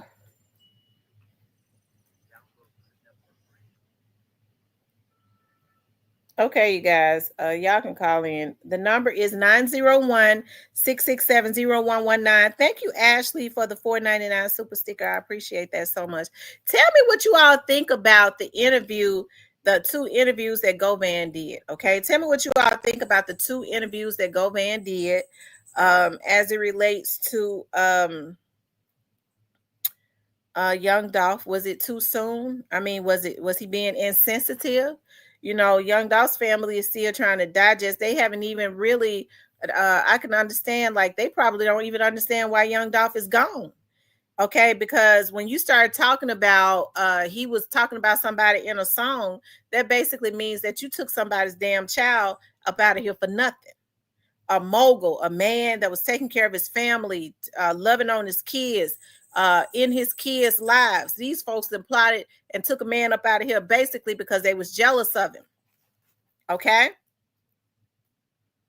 So, it would be I would imagine they're having a hard time dealing with that. And so now we have this interview where things are, words are being thrown out there that young Dolph had tried to kill Gotti. And according to Hernandez Govan, he said he had never heard that. He said it came from Cornelius. So according to Hernandez Govan, Cornelius was not credible at all. So why would he even put that into the atmosphere? If he says that Cornelius was the one that came and said something, just so happened to come and knock on his door the day that Jook was at his house and straight drop talking about music, he just randomly come and knock on his door and ask about, did you hear about Dolph trying to kill Gotti? Okay. That's weird. Okay. The timing of it all of that, while Gotti's brother is inside of his house, his residence. Okay. But, you know, they say Cornelius was up under the influence all the time. So why would he even say something like that? Cornelius, he kept his mind on getting pills and trying to get some money. Okay. So I don't even believe his mind would wander to anything like that. Okay. Kimberly says he's getting Cornelius back for telling on him. Cornelius is getting ready to be sentenced. Divine Black Rose says Cornelius never said Drop was there when he met Jook. So what do you all think about the interview? Call in and tell me what y'all think about this interview. Like I said, I think that it was heartless to do myself. You know, it seems like to me Hernandez Govan still has money in a high place that he should only have God. But then I get to thinking about, do some of these people even believe in God, right? You know a tree by the fruit that it bears. A lot of these people claim that they believe in God, but we have to look at the fruit that they bear, the things that they do. Okay?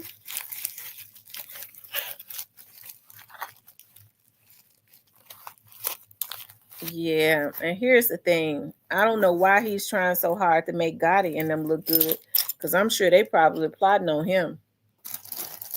I'm talking about Gotti and them.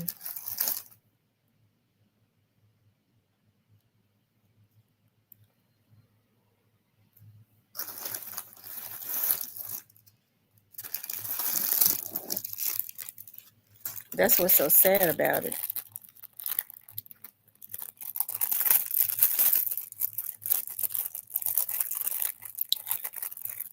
She says, no, they don't. Ain't no way you say he was a good dude, then be involved with people. He's an informant. Now it's obvious and been obvious to me. The whole thing make me sick to my stomach. The interviews are disgusting, self-serving, and disrespectful at best. Lamar says, not a fan of Vlad. A lot of deception from what I heard. Victoria said he's clearing his name. Cornbread said he met Drop at a different time and never said they were all different. Althea says if this is his idea of getting his life back, he needs to rethink. Yeah, that's so true. I mean, right. How could you be trying to get your life back when you're going on a campaign talking about this situation and basically blaming the victim? He basically blaming the victim. But at the same time, he's still redirecting where the hit came from. Okay? He's still redirecting where the hit came from. Gotti and Jook. Where the money and stuff, the idea of the hit, I shall say. Chattown Finder says, Mojo, hell yeah. Even in my hometown, it was an active shooter at the college campus. I don't believe the part about him never meeting Yo Gotti, but knew Jook for decades.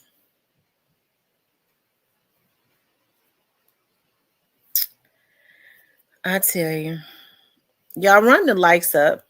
Please run the likes up, you guys. Make sure you guys please like, share, and subscribe. We got 410 people up in here. So y'all please hit the like button for me. I would appreciate that so much. So please hit the like button. Nene says like he's a superstar and he's lying man on Dolph.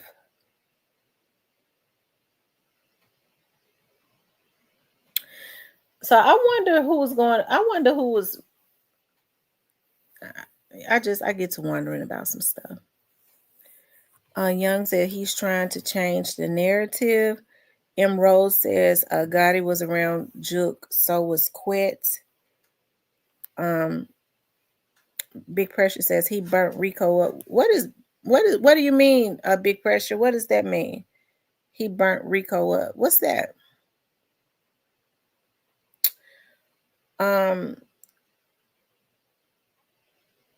Tell me something good, my friend. Y'all call in. The lines are open. The number is 901. Let me put it back up here. 901-662-0119.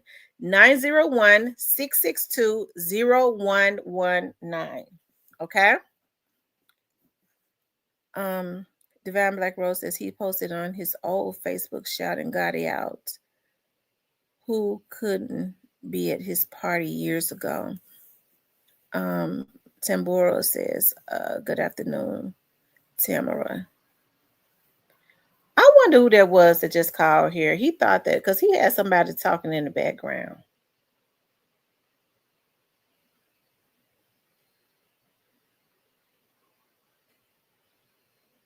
Okay.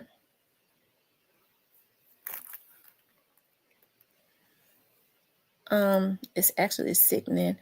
I'm gonna sit back and wait patiently. Vengeance is the Lord's, and God's words never return void. We need not fret. Yeah, I think it was too soon to be going and doing an interview and basically blaming someone, because that's what I could see too. Although I feel like I could hear in the interview where he was redirecting where the hit came from, which was Gotti and Jook. I think that it was wrong too, because regardless of what Young Dolph said about Yo Gotti, it was not enough for them to kill him. That just when it was not right. If it had been somebody else, it could have been him. You know, if he was throwing out insults at Yo Gotti and Jook, if he was just throwing out insults at him, that wouldn't have been enough for them to kill him. Miss T, his daughter performed at Gotti birthday bash.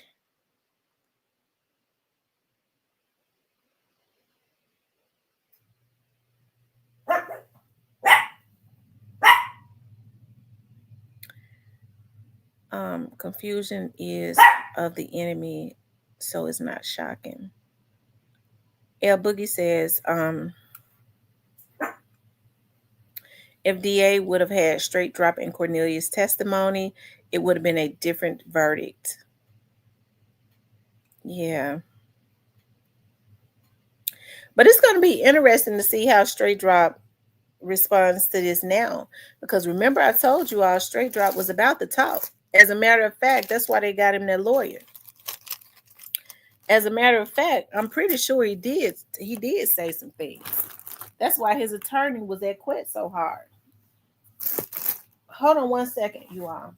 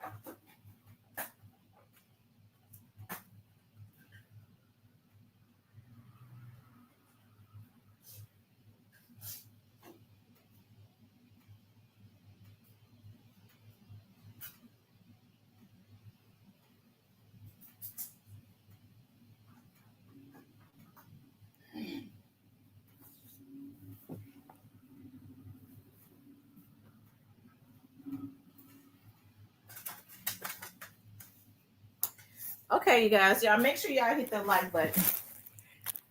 Make sure you guys please like, share, and subscribe. Paperback says the family should have been at court more.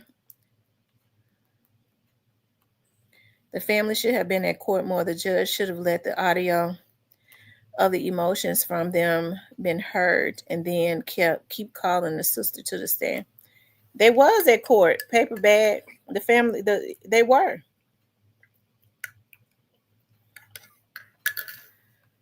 Emerald says, sound like Stanley and his friends since he mentioned me all week, telling me to get smoked. Stanley, I work hard. I have my own.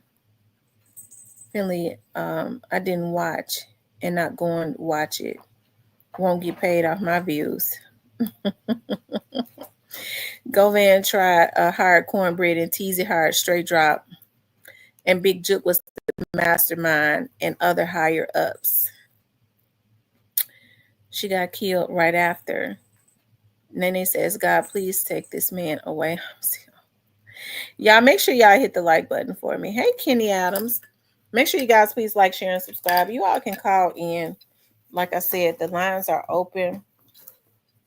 Y'all don't call in with no weird stuff. Don't call in with no weird stuff. And like I said, and it is some weird people. Okay, because like I said, there was it's some weird folks. Okay, it's some weird people. But I need for those weird people, when their twisted minds start trying to go to a place, they think they're gonna get some money. Some of these dudes deal with. Don't get me started. Understand? I ain't no victim.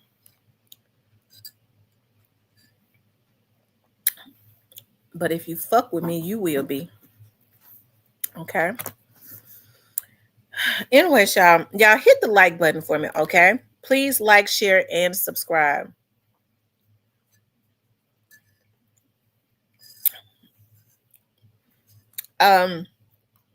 Justice for Dolph says these suckers are running an evil game, playing about Dolph. Now I will play with their partners. You want to know who was the brother? You want to know who was the brother about that money bag contract and what Dolph told that snake?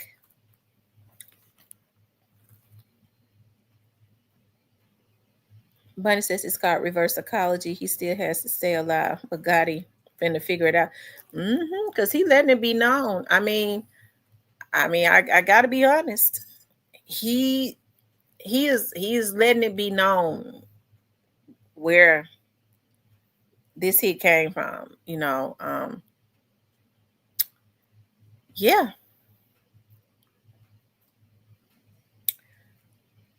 He has not mentioned Justin Johnson at this point. Tamara, I wish you heard the sermon at the church. I attended today, but I'm sure you have before or studied it. Let me know what church it was, and I could probably pull it up online. Y'all can call in. We was talking about Hernandez Govan blaming young Dolph for the beef. Okay. He's basically blaming young Dolph for the beef when he says that, but he's not being totally, he's not telling the history of everything. Hernandez Govan was in the scene of, he was in the scenes of the music industry. He was around Jook and Gotti, okay, and that whole camp. So he knows that when this stuff was going on with Gotti and young Dolph, that the reason, he knows the exact reason why young Dolph was throwing out insults at Yo Gotti. If somebody's trying to block you and stop you from eating, you would do the exact same thing. Govan is a street dude. He knows. He knows. Okay. I think rather than paying somebody to do worse, because most people don't play about you trying to stop them from eating, trying to block them. Okay. So young Dolph had the money to pay people to do whatever he wanted to do. He didn't try to pay them to kill Gotti. So he says Trump didn't like the verdict either. Yeah, because I was really shocked when Trump did an interview with a Memphis radio station, and he says that and I want to read this if I can find it. It says President Trump said in a Memphis radio show that the National Guard strategy currently being tested in Washington, D.C. will be applied in Memphis. Hold on.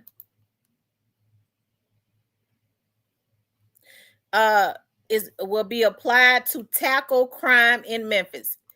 Okay. He says he's sending the National Guard in himself. He's gonna send them in to tackle the crime that's in Memphis. I got phone. Hold on, I'm missing comments and everything. Hey, Stanley. Carla says Trump didn't like the verdict let me see. He says, I got phone calls with the crew too, so he can keep playing about Dolph. I can release that too. Memphis 901 says, why young Dolph was hating. Why was young Dolph hating about what? Memphis 901.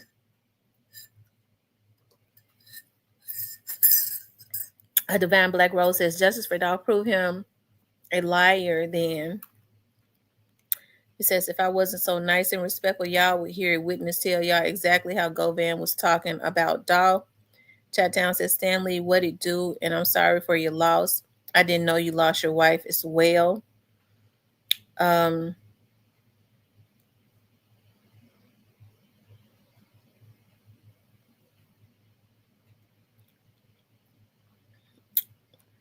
Hey, Bree Fabulous. Hey, Kimberly. Y'all, the lines are open. Go ahead and call in. What do you all think about, especially the Memphians? What do you all think about? You can either talk about what do you all think about the interview that Hernandez Govan did, or you could speak about what do you think about Trump says that he's going to send the National Guard in to Memphis to fight crime. What do you all think about that?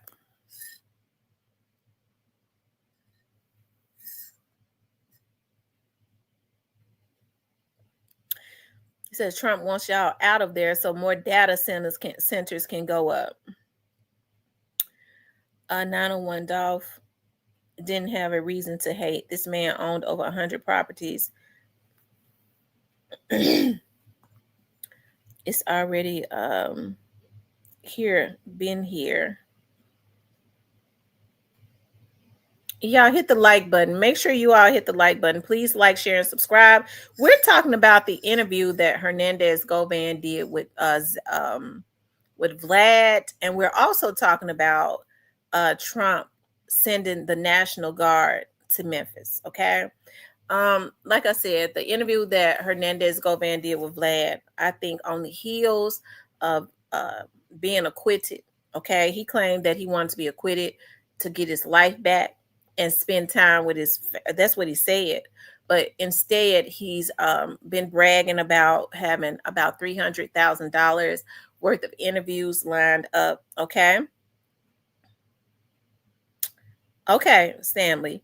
About $300,000 worth of interviews lined up. And I think that it is extremely insensitive to be out stating that as if young Dolph was to blame for his own death. Okay, I don't like that. Okay. Y'all hit the like button for me. Make sure you guys please like, share, and subscribe. Please like, share, and subscribe. Okay. Call in. The lines are still open. We could talk about either. We could talk about Hernandez Govan interview blaming young Dolph for the beef, or Trump sending National Guard to Memphis. We could talk about either. Okay. We could talk about either.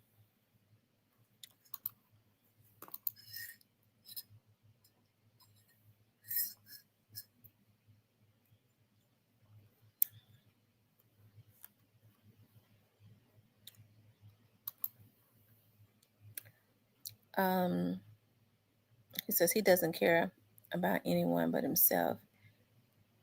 So is Bobby dude the Bobby guy, they says he overdosed on pills. Now that's what they said. Hey, this is Tamara.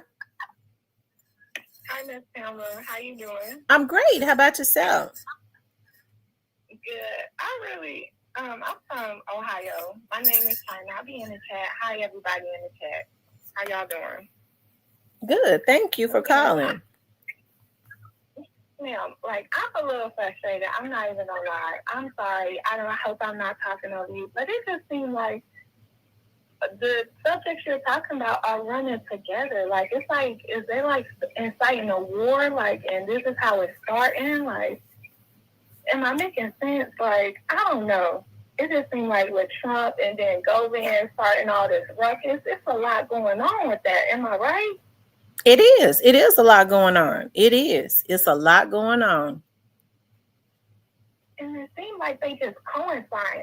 They just coming together to me. And it's like, do we all need to come together? Like, what's really going on here? Like, for you to have brought that up, because a lot of people in my family was talking about it. Like, what is Trump doing in Memphis? Is he trying to, like, start a war? And then I'm seeing, like, what Govan is doing. Like, what is really going on? Yeah, you know what? I was really shocked to see that this morning that Trump has been paying so close attention, because now, if you say you in Ohio, I'm sure it's a lot of crime there too. So the mere fact that he's paying so close attention to Memphis, that when the crime was really, really, really bad, because it is bad, but it has been worse. You couldn't get the local politicians. They did not want to bring in the National Guard. But the mere fact that Trump has just decided on his own that he's training some National Guards, and he's going to send them in, the first place he's going to send them to is Memphis. That is kind of weird. It's like, what? And then Govan, he's doing what he's doing. It's just like, are you partaking? Like, is this together? Are we starting something? Like, really shit starting? Like, I guess, excuse me, but that's just, I don't know. Oh, my God. It's just so crazy. Oh, my God. I just wanted to bring that to the chat's attention and yours. Thank you so much for taking my call. Yes, Miss T, keep doing your thing. And y'all have a great day. Okay, thank you. She said, is this inciting a war? I don't think it's inciting a war. But definitely, hey, it is a lot of crime that's in Memphis. Okay, it is a lot of crime that's in Memphis.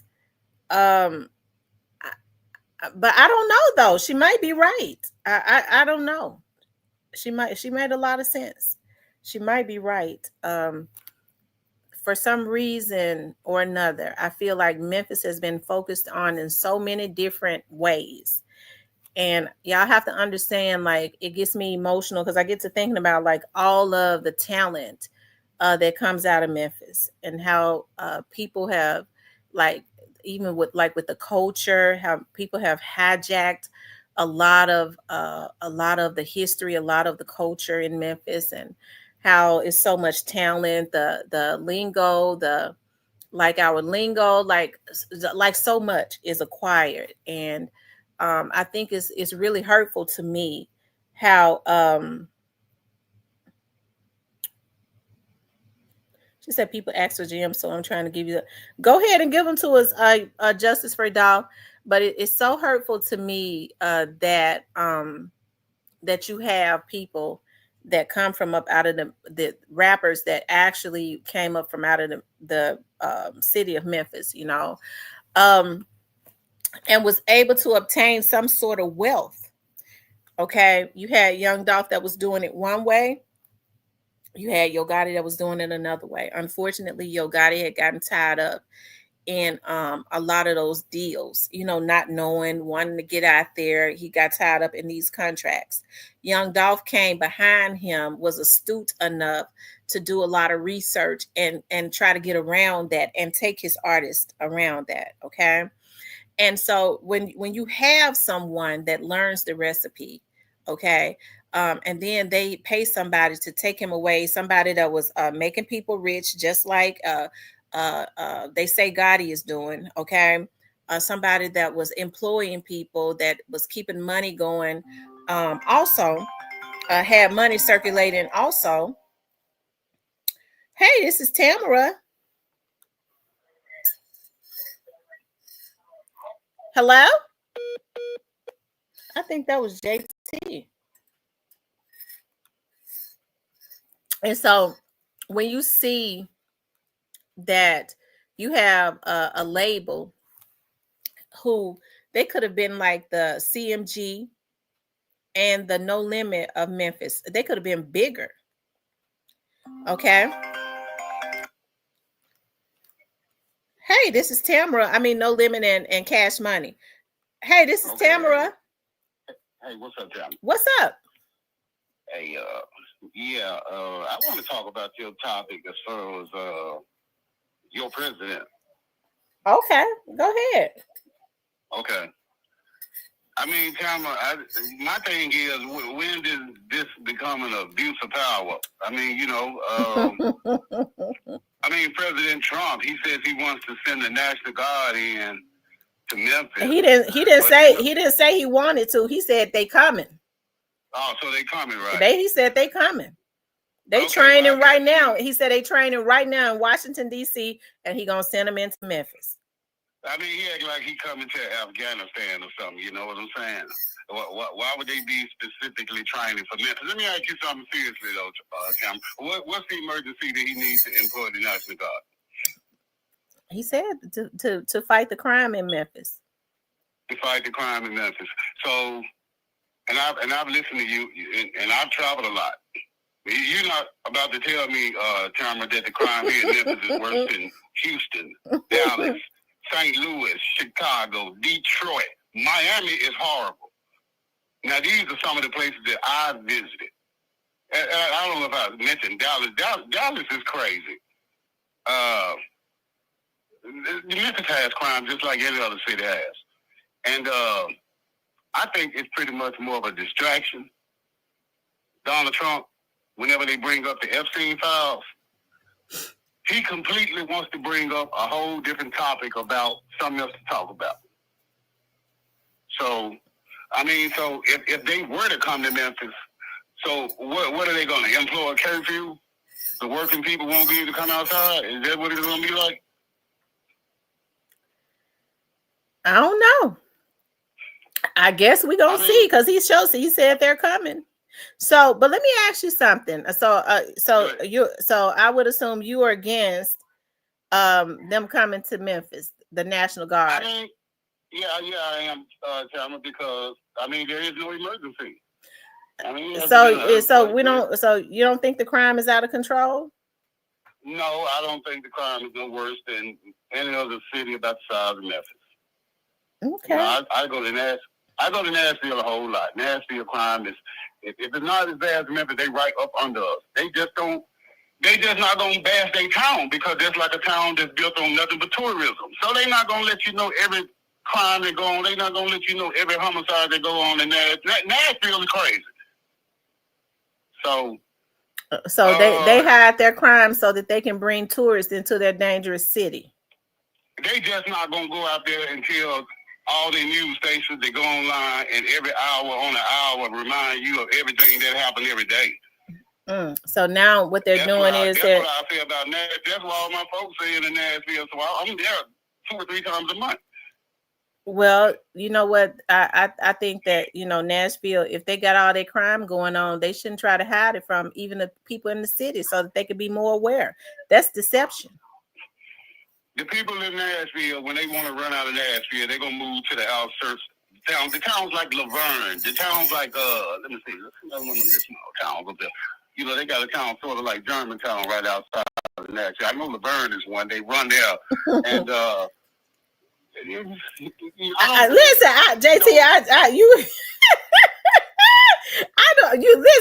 know you got it. You wouldn't. JT, would you have an issue if some of the Black politicians called the National Guard in? You said, would I have an issue? Yeah, if some of the Black politicians in Memphis called the National Guard in. My thing is this, Cameron. I don't feel like it's. I mean, I don't think the National Guard is going to solve the issue with the crime here. I mean, they're in Washington, D.C. right now. I don't think the crime is just diminished in Washington, D.C. They're in Washington running around. I don't understand that. Mm-hmm. I mean, and as far as the National Guard, Cameron, I think he kind of overstepping his boundaries as far as the Constitution goes. And the Democrats just sitting back and just let him do anything that he wants to do. They can't stop anything, because they don't have the House, they don't have the Senate. They can't do nothing but just stand, and they don't have the presidency, so they really can't do anything. Were they doing anything when they had it? I can't remember the last time the Democrats had the presidency, the Senate, and the House of Reps like the Republicans have it. I mean, it's not, and then they got the Supreme Court. So the Democrats really can't do. Well, what about the local level? What about the local level? You live in Memphis every day, just like me. So what about the local level? It's mostly Memphis is a Democratic city. Are they doing anything? You know what? I've called a few times and I've spoke with you about our city council and the mayor. Like I said, I don't know this mayor's politics. He's been in office, about a year now? I still ain't figured out whether he's a Democrat or a Republican or an independent. What exactly is he supposed to be? I don't know. I mean, really, people say they are independent. To me, that's a cop-out because you still going to have to vote either Republican or Democrat when it all boils down to. So I hate for somebody to holler about they're independent. It makes no sense. Either you're going to vote Democrat or you're going to vote Republican when it comes down to it. Okay, well, let me ask you something. You know, I hear people talk a lot about Paul Young, and let me just say this because I know folks talks about him because they know that I like Paul Young. I'm not saying I went to his church, his mother and them counsel me. I do grief counseling with them and stuff. But I know that Paul Young and them are good people. So I know people have a lot to say about Paul Young, but did people say anything about what Jim Strickland did? They did, but you know what though, Cameron? Strickland left because of the term limits. And if it was not because of the term limits, I believe Strickland would still be the mayor. I think he was able to bring in the people who had the cash. Paul Young, I don't know if he can bring in those people with all the money. How come Strickland didn't do it? If he could bring in the people that had the cash, why didn't he do it? I think he was doing it, but he had 8 years. It never manifested. Strickland had 8 years and didn't do it. But you know what, though, Sam? I don't think Strickland was no Democrat. I think Strickland was a Republican. He was a Democrat. When he was on the city council, he was a Republican. Then he must have switched because he was a Democratic mayor, and he said he was a Democrat on the city council. And here's the thing: he bamboozled everybody when he was on the council. AC Warden was the mayor who messed up the city of Memphis, did nothing. Okay, you can start right there, Cameron. He was horrible. He's the one that got the city in the condition that it's in now. Okay. Now, there it is right there. You hit the hammer on the head. I was not a fan of that guy. And you know, Strickland, he may have been a Democrat. Or I mean, you say he was a Democrat. I really don't know. I thought he was a Republican. But I'm gonna say this, Cameron. I know you said you're an independent, right? Right. I knew that was coming up. I knew you was gonna get around to it. I didn't know it was gonna take you that long, though, but I knew it was coming. Thing is this, like I just mentioned, Cameron, if you think you're independent, you still gonna vote one way or the other if you go in the vote booth. So, and then your president, if I'm not mistaken, Cameron, he was a Democrat. He just turned Republican when he ran for office. He did. So he was a Democrat all that time. A lot of people may not realize that. But as far as Trump is concerned, I do not care for his politics. I mean, you know, there's nothing I can do about it. If he's sending National Guard here, Cameron, I mean, I guess I wouldn't be completely opposed to it, but I don't think they need to come. These young dudes, I believe they're challenging some of those folks. Right. So, and like I said, Cameron, I've been to Houston. I've been to Dallas. I've been Atlanta's crazy too. So I left them out. I don't know how I did that. All these cities that's around the size of Memphis is a little bit bigger.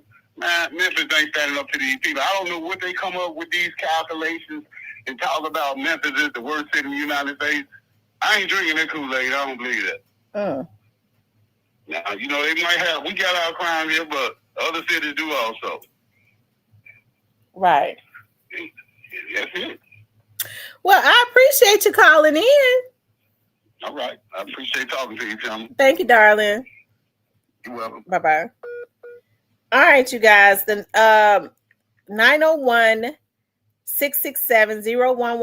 901-667-0119.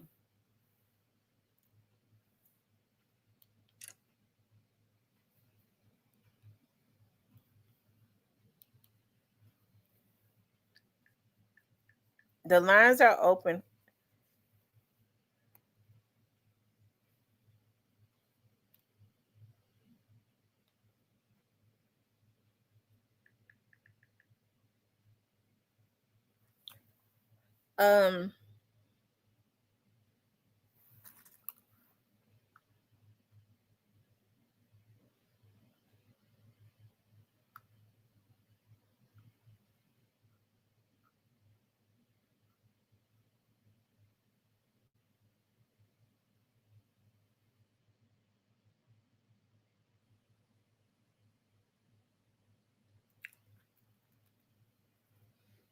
He says, do I have Zelle or PayPal?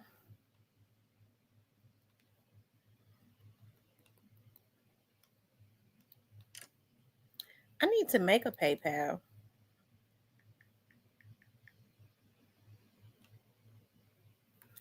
I'll see what I'm gonna have to do. I'm gonna have to turn this phone off and turn it back on because it went blank. I have Cash App. It's dollar sign for here. Dollar sign Real Talk with Tamara. Turn the phone back on because I don't know what happened. You wasn't in Tam chat the day of the verdict. I felt you should have been here with us.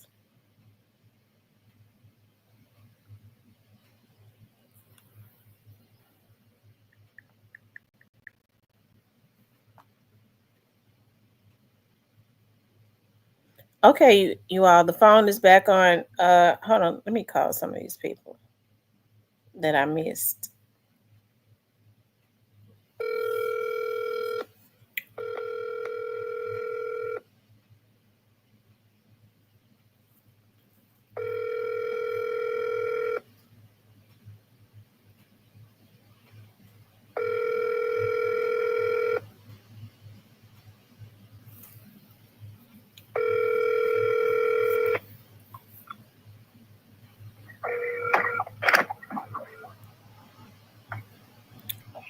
Hello, did you call Real Talk with Tamara? Yes, I did. Did we talk? No, I didn't talk. I was calling in. Yes, I called. I was calling. Turn your TV down because you're getting an echo. Oh, okay. No, I did talk, and I agreed a lot with the gentleman that was on the call prior. He had a lot of the same idea as I had about the politics and Trump, and I didn't. I wondered, could I marry him because. But, I'm not from here. I'm from Mississippi, and the things I see here are unbelievable. I have to pinch myself every night before I go to bed with this crime. I totally don't agree with Trump sending troops here, but I think we can use some help here in the city. And like the guy said before, I'm not sure if that's going to work either because these young men, they're going to try the National Guard. And as far as the politics, I don't know too much about the new mayor, but I really did like Strickland. And I agree with him that if his term wasn't up, that he might still be in office. Mm-hmm. It seemed like to me crime got more and more out of control up under Strickland. It started with AC, and then it continued. It was a continuation with Strickland. Well, I'm not sure for his crime. I'm talking about the overall city, because I did vote for Strickland. I did vote for him, and you can't measure the success by one category. So that's what I'm talking about. And I really don't know too much about the new mayor. I'm willing to give him his chance. So okay, all right. But I see the city is basically ran off a lot of conspiracy theories. I've never seen so many conspiracy theories in my whole life. And when you say conspiracy theories, what you mean? Conspiracy theories about anything. About crime, politics, you name it, conspiracy. You think it's a? They don't have any merit. They don't have any merit to these things. You don't see you do you live around the Memphis area? Close to Memphis? Yeah. And you don't see, so you think it's a conspiracy, all the crime that's happening in Memphis? You think it's a conspiracy? No, you totally misunderstanding me. You misunderstanding me. The crime is real. Okay. Is real. And but what I'm saying is I see a lot of people with all these conspiracy theories about things. They're not educated as far as like the guy before. He knew about the office, he knew about the House, he knew about the Senate. They're not educated on how the government works. So they just come up with any kind of ideas and run with it. Mm-hmm. Oh, I see what you're saying. Mm-hmm. And see, I don't believe in conspiracy. I believe in fact. Okay. Okay, right, because the facts is that your local government would be more important than even the president, because your local government, when people talk about, the police chief, that's what I try to educate all the time. When people talk about, well, they need to get rid of their police chief so they could do something about this crime. Well, I mean, the police chief really is just a figurehead. So what you need to do is you have to march down there to City Hall, because the mayor is over the police chief and need to get an understanding there. And so if things don't start to, because crime can be out of control, they can change the police chief, okay, and bring another police chief in. And the person can be just as qualified as C.J. Davis. But if people don't start dealing with their children in their home, ain't nothing going to change. I agree. I have no problem with Ms. Davis at all. I don't. I try to keep an open mind. So if somebody can tell me different or educate me on things, I'm willing to listen. So I'm not just going to just get an idea or hang with. If somebody can change my mind and make me see something different, I'll go for it. But I don't have no problem with the chief nor the mayor. Okay. But you say you live on the outskirts of Memphis. You're living in Mississippi. No, I'm from Mississippi. Oh, you're from Mississippi and you're living in Memphis. Yeah. I'm from Mississippi, but I live here now. Okay. How long have you lived in Memphis, if you don't mind me asking? I've been here 17 years. Okay. So you've been here a long time. But I like the show. It was my first time hearing it today, and I'll be tuning in the future, though. But I appreciate what you're doing and bringing the issues forward. I appreciate that. I appreciate you calling me. What part of Mississippi are you from? Was it northern, or were you down from the Delta? I'm down from the Delta. I love down there around Jackson. I tell people that all the time. They're like, "Yo, girl, I love down there around Jackson. I love it. The cooking and everything, that Delta food and all it. I love it." Yeah, so that's my culture though. But I enjoy the city. The city they said the city don't have a lot to offer, but it's a beautiful city. It's beautiful in Memphis. Yeah, the city has a lot to offer. We got a different culture, and like you said, a different lingo, and they don't want to bring in it. I love basketball, and they're saying, well, they don't want to come to Memphis, the players, because of the crime. When they do get here, you see those guys, the basketball players, they blend in with everybody, and they absolutely love the city. And they do. Here in the city, they have retired. They could have went anywhere else, but they still do. A lot of the basketball players that have retired, you're right, they come to Memphis and they stay in Memphis. Even like in the area that I live in, you could see them with their trainers training down, by where I live at all the time. I mean, they do. Yeah, I have my things about Memphis, but at the end of the day, I love Memphis. And like I say, I appreciate you, and I love to hear the different views. And I'm not going to get mad with anybody about their views, but it's real informative to know how other people feel about these issues. Absolutely. It's good for people. It's good for different flavors. Are good. You can't be mad at a person because that's trying to control them when they don't think like you think. And keep your show a little more interesting, because everybody on the same line is not going to work. But I appreciate you, and you have a good evening. Okay, you too. Thank you so much. All right. Bye-bye. Y'all make sure y'all hit the like button, okay? Make sure you guys please like, share, and subscribe, okay? Make sure you guys please like, share, and subscribe. Hey, Chocolate. I didn't see you in the chat.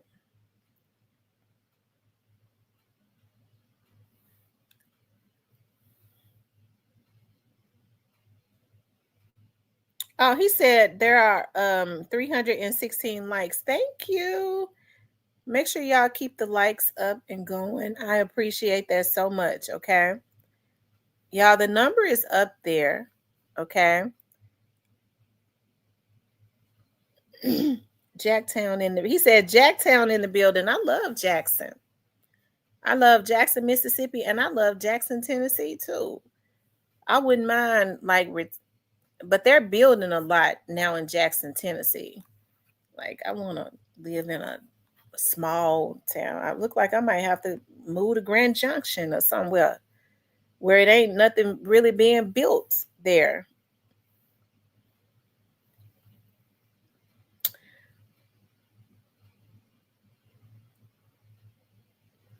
He said the new interview could have just pissed him off quick, could have kept that. Quit is something else. Quit terrible. He ought to be ashamed of himself. Rose Lippin says, I look up the police chief, CJ Davis. She has the education and experience. The problem has to be the mayor and the other politicians. Yeah, CJ Davis has the experience and she has the education.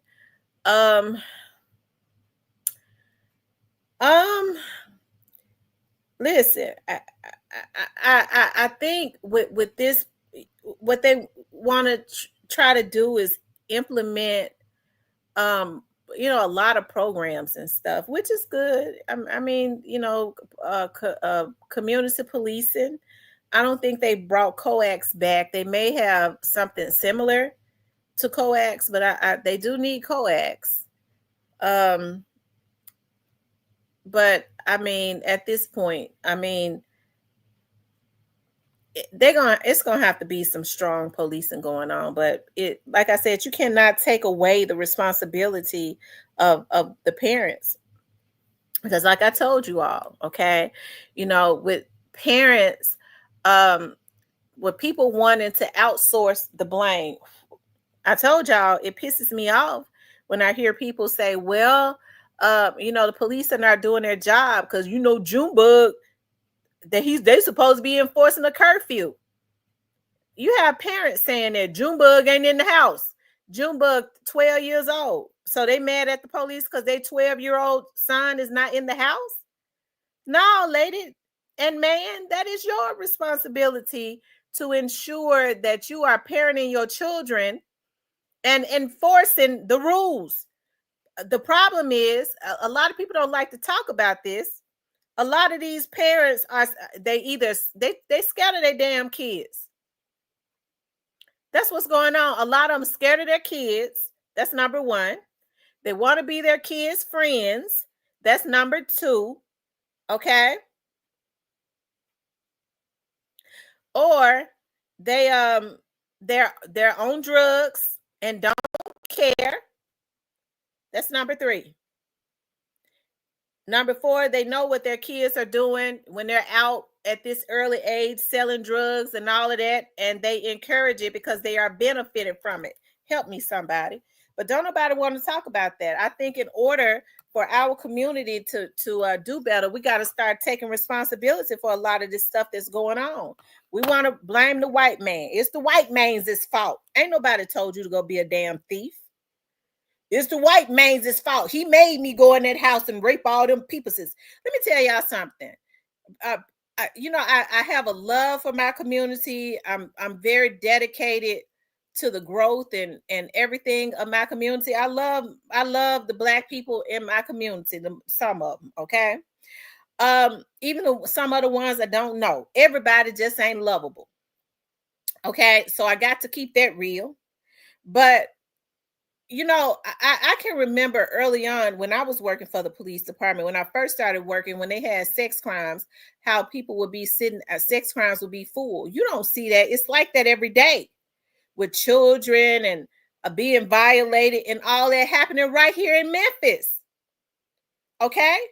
So you don't get to see a lot of that. But for some reason, because a lot of these people that's committing these crimes, the Junebug, little Rufus, and all of that, they don't want the police to be able to do their job. Okay, well, you're not doing your job on the inside of the house. Hell, just because you let your child come up in the house and whoop your ass don't mean the police are gonna let them whoop theirs, and the folks on the outside of your home ain't gonna let your child run up on them and whoop their ass either. The teachers either. But as soon as a teacher wants to defend themselves, they want to fire the teacher. The child ran up on the teacher. They got phones now and hit the teacher in the jaw. And so when the teacher manhandles him, because he ain't never had a man to handle him. Okay, now the teacher has lost his job. We're not dealing with the issues head on, which is being real about what's really going on in our community. Hey, this is Tamara. Whoever that was, that 614 number, they hung up. Hey, this is Tamara. Hello. Hey, you're gonna have to turn your phone down in the background. Hello. Yes, it's Tamara. It is. Yes, I was calling. That was one that I had called you earlier. And I was asking you about promoting movies off your talk show. And we also were trying to start like a positive role model program, stop the violence, put the guns down. And we was wondering, could you help us there or something and try to get him behind us, behind the positive program you got going on in the city of Memphis. Okay, what's your name again? My name? Yeah, what's your name? My name, I'm Hollywood. I was talking to you earlier about we started this new production company. Yeah, you say I know you say your name Hollywood, but what's your real name? Oh, Andre, yes, ma'am. Is this your real phone number? Uh-huh. Okay, go ahead. Yes, we was trying to start a positive role model program in the city of Memphis. And we was trying to maybe get the mayor to put get a grant and get this program going on. Okay. Well, what's the name of the program? Positive role model program. The positive role model take the youth and we also teach them how to fill out applications, do resumes. We have different programs like, also drug programs, stuff like that, acting programs, music. We want to have, different things, like, really searching for all the talent too. So again, something else to do. Yeah, again, something to get into. Okay, so what area are you based out of? What, the South Memphis area? Yes, ma'am. We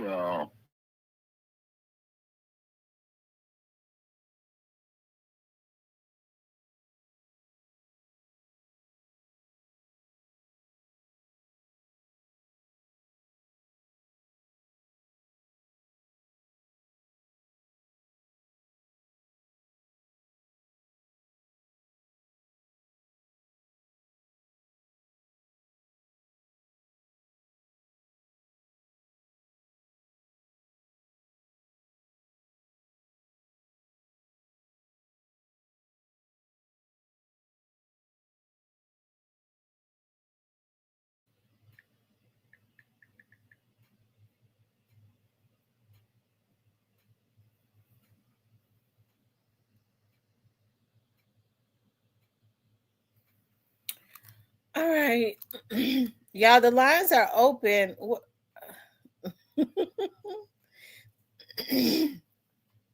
Y'all, the lines are open. Make sure y'all can call in. Okay. Y'all can call in. This is C Banks. Don't come in here starting no mess.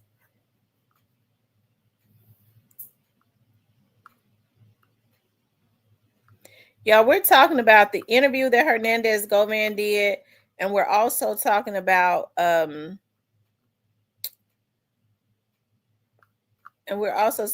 Trump sending the National Guards into the Memphis area. That's what we are talking about, okay? That's what we're talking about.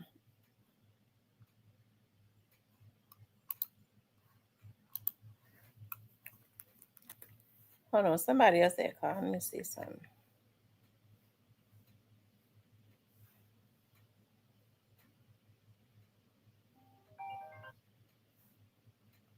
Hey, this is Tamara. Hi, Tamara. I was just calling in on the Govan case. Yes. My name is Kim, and I'm calling. Huh? No, you might have a echo in the background. I didn't say anything. Okay, hold on. Okay, hold on. Can you hear me now? I can. Okay. Yeah. My name is Kim, and I'm calling from St. Louis. And I've been following the case since the first two guys. That was, what's that? Cornelius Smith, and the other one, what is his name? Justin Johnson. Yeah, Justin Johnson. Yeah, and I've been following since they had their initial hearing and sentencing and all of that. And I'm just really, that just really upset me the other day.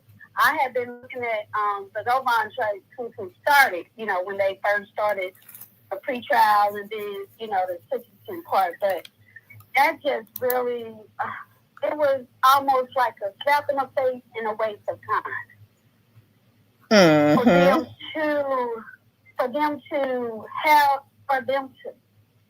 For the guys to say that, the one guy to have all of this and then for them not to see or put 2 and 2 together, I'd say that in regards to the case. But yeah, I know Memphis is in an uproar. Yeah, but you know what? Right now it has been fairly quiet. It's been fairly quiet, but yeah, there are a lot of emotions. Like unlike the night that young Dolph was taken out, unfortunately, the night that he was taken out, it was crazy. Like, it was so crazy. That's why you saw the police chief saying, if you don't have to go outside, don't go. It was a war. But it's been fairly quiet, and I think it is because people are being more careful. But there are a lot of emotions and still in shock. Mm-hmm. Yeah. I can imagine, because that really, that did something to me. And when that judge came out and said, and when they did the verdict, and she said, well, the judge said, well, if you're a part of the family, I suggest, like, you leave out of the courtroom, and, if you're going to have an outburst or something like that. I knew, but I didn't know, because I didn't know yay or nay. Mm-hmm. Yeah, as far as that. But, yeah, I just want to voice my opinion. I'm not in Memphis. I'm in St. Louis, so I can just understand, what people are feeling in regards to, that the verdict, the not guilty verdict. So absolutely, and I think to consistently, to basically, almost like blame him for what happened. I think that's insensitive. Yeah. Okay, all right. Well, thank you for taking my call. Thank you so much. Bye-bye. All right, bye-bye.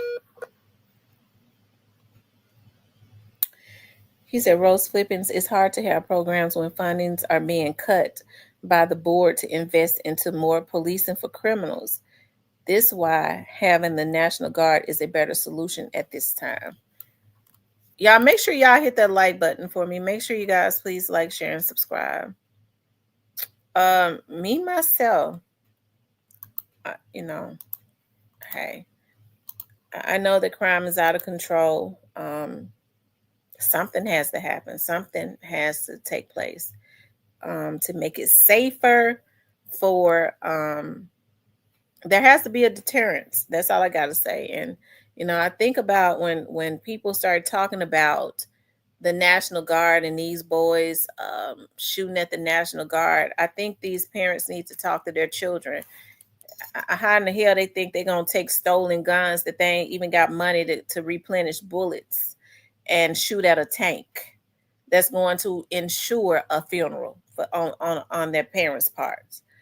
So I think these kids need to be talked to. See, that goes to show that there is no structure. Things are totally out of control when they think they can even take down the National Guard that's riding around in big tank trucks that can just shoot out through the truck, out the tank, a bulletproof tank truck, or whatever they got, missiles or whatever the hell they got up in there. And then too, I think that we got to start looking at a way to start cleaning up the streets with drugs. I think that's what's got a lot of these people messed up in the brain. So many people are just junked out. Okay, they're just junked out, flat foot junkies.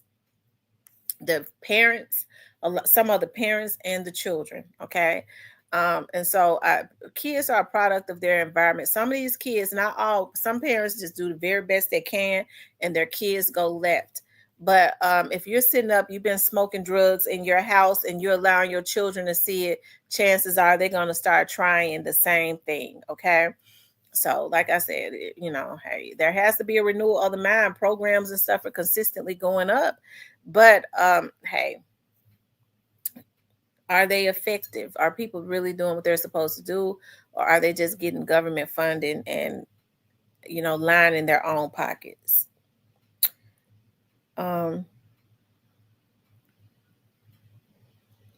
He says MFs think they're going to guerrilla warfare their way out of this, but don't know the first thing about war tactics. I'm telling you. Y'all, make sure y'all hit the like button.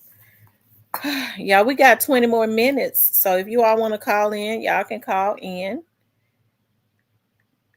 Because I got to put my Sunday dinner on. I've already taken it out. Got to put it on. I'm doing a roast. Y'all know I always do roast. I'm smoking it on the grill. Okay. And I'm going to put my potatoes and my vegetables, my carrots and stuff in the aluminum foil with it. So everything can be smoked. So we're 20 more minutes. Call in. Tell me what you're thinking, what you feel. So basically, this is martial law in areas where African Americans, because that's what he is doing. And a lot of people may look at it like that he's enforcing martial law in a majority Black city. Chattown Founding says he's grilling now. Yeah, I'm getting ready to smoke me a roast. Roast carrots and potatoes. Hey, this is Tamara. Hey, how you doing today? I'm doing good. How about you? I'm blessed and highly favored. Well, that's good. Right on. Now I want to talk about the guard coming to Memphis. Me personally, I think they just need to do whatever it takes. And because I lived in D.C. for 5 years, I just moved back to Memphis 2 years ago and whatnot. And the mayor, believe it or not, the mayor was calling for the National Guard to come in 2022 and whatnot. But it ain't just Memphis; it's every majority Black city. New Orleans, Baltimore, Memphis, Chicago. It's just tough, man. Like St. Louis, because I think St. Louis is rough. Because my thing is people not calling for the people that saying they don't want the National Guard. What other solution do you have? I agree. Right. And another thing I want to speak on was Govan. I know you were saying something about him being in the Dolph family. You got to think about it. That's a hood dude. Hood dude, they selfish. You understand? Yeah, you ever deal with a hood cat, they don't care about nobody but themselves and whatnot. But wow. With the whole Dolph thing, I truly think that's the end of a chapter, and I don't think nothing that's coming in after that. Because I don't like what else do they have? You understand? Right. What else? I'm asking, like, what else do they have for the people talking about they coming after your guy? Like, what else do they? do they have? Well, me personally, I believe that there's going to be a RICO because with a RICO, you just have to.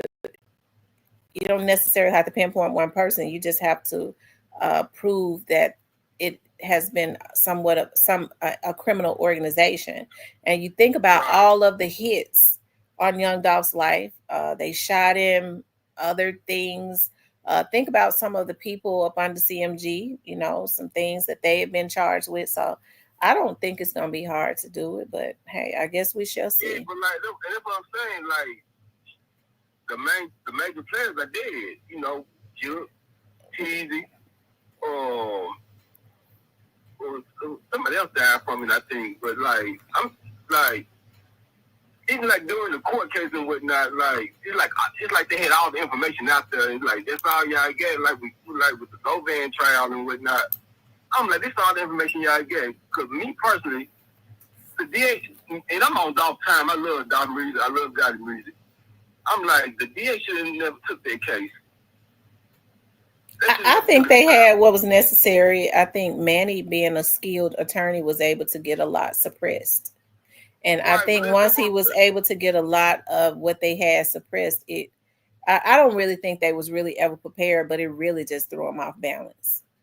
Right, but that's the thing though. Like your star witness is somebody who who's on drugs, and everything he said, y'all don't have nothing to prove. Like the first time Straight Drop with the trial, they proved everything with cameras and everything. They proved we went right. To they showed they proved them getting out the car and whatnot, or Straight Drop leaving his apartment. They proved everything. This trial was like a he said, she said, and whatnot, and you can't win too many cases off like that. You see what I'm saying? Mm-hmm. You can't. I think that I think that what they should have did was followed up also, on going to get video and trying to pull. Cornelius had told him that Quit had video all around his house. I don't know how long it was afterwards, but they could have tried to subpoena whoever was monitoring Quit's videos. Even if Quit had deleted the footage, they could have subpoenaed the company to get the raw footage of the videos around his house and stuff. But hey, they I have to say they did a piss poor job too. Yeah, and that's what I'm saying. Like the police, it didn't stop. Everybody's blaming on the DA and whatnot. It stopped the police because the police they didn't bring enough evidence to the DA. That's why I said the DA shouldn't have took their case, because they didn't have no solid, concrete evidence. Like they put him, talking, texting about the hit and whatnot, meeting up with the money. They didn't have no proof of it, but somebody who did drugs, his word. And, how credible is I don't want to call him no junkie, but an addict. He was an addict. I'm calling him an addict. How credible is an addict on a court stand? You see what I'm saying? Mm-hmm. That's why they just, I wish they could have done more. Me personally, I had more evidence, and I hate for them sisters, because in my opinion, them sisters, the DA, they should have never. I wish they would have gave their case to somebody else on the DA team. I hear you. In my opinion, I hear you. Yeah. That's understandable, but. Right. I do believe that the DA did a piss poor job. That I don't think that they did their research or anything. I think they felt like, well, Cornelius had gotten Straight Drop convicted, and so we just gonna go in here and Manny fish filleted him. Yeah, but he two-pieced him. Y'all, and I agree with you. I'm not disagreeing with you at all. That's the thing. You depended on that, but. Like I said, the first time he was on the stand, he had evidence on everything. They had evidence on everything he said and whatnot. This time, the police was even lacking evidence when they took the stand. I'm like, come on, y'all. I'm like, come on now. Well, let me ask you something. Do you believe that Govan participated in this? A part of me want to say yes, a part of me want to say no. The reason I say yes, Because he knew Jook, he was associated with Jook and whatnot.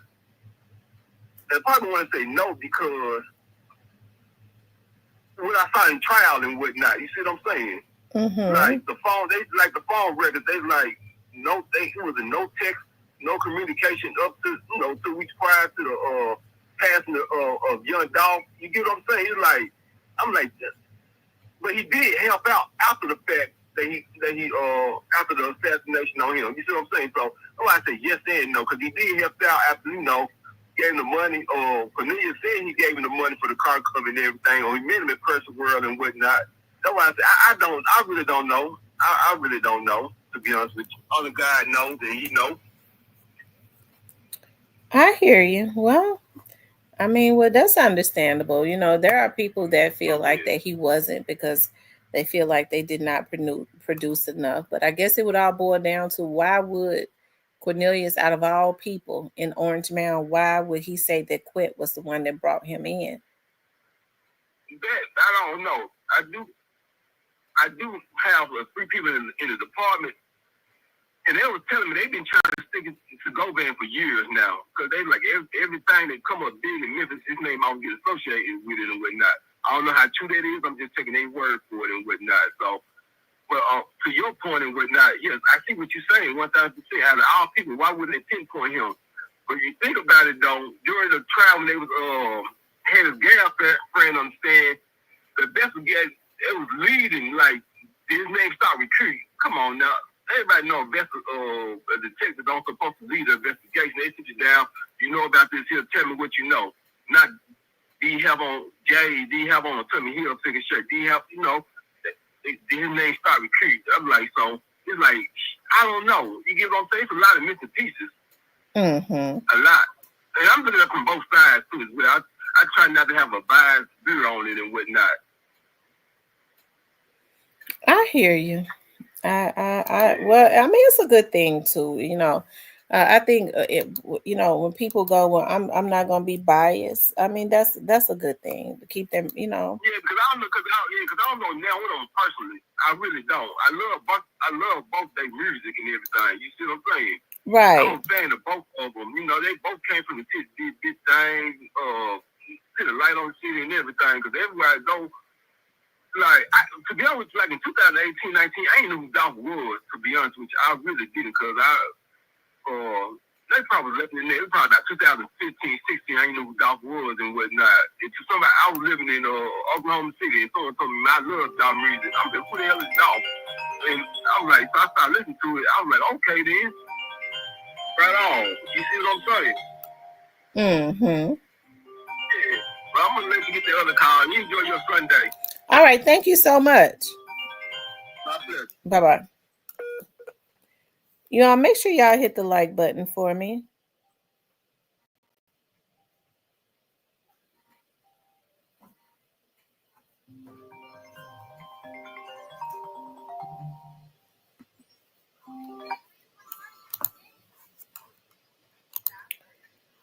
All right, you guys. Like I said, everybody has a difference of opinion as it relates to this, and then you have some people that's in the middle. They go, I don't know. But he says not biased coming up with excuses for a CMG effery.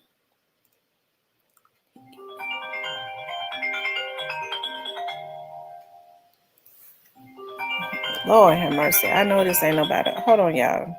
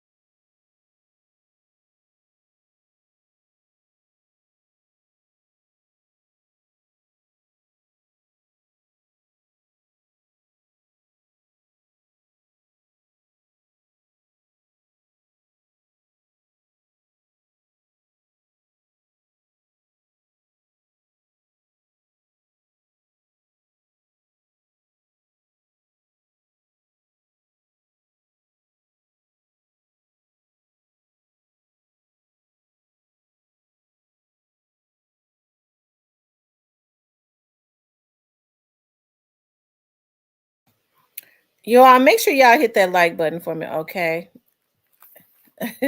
Make sure you guys please like, share, and subscribe, okay?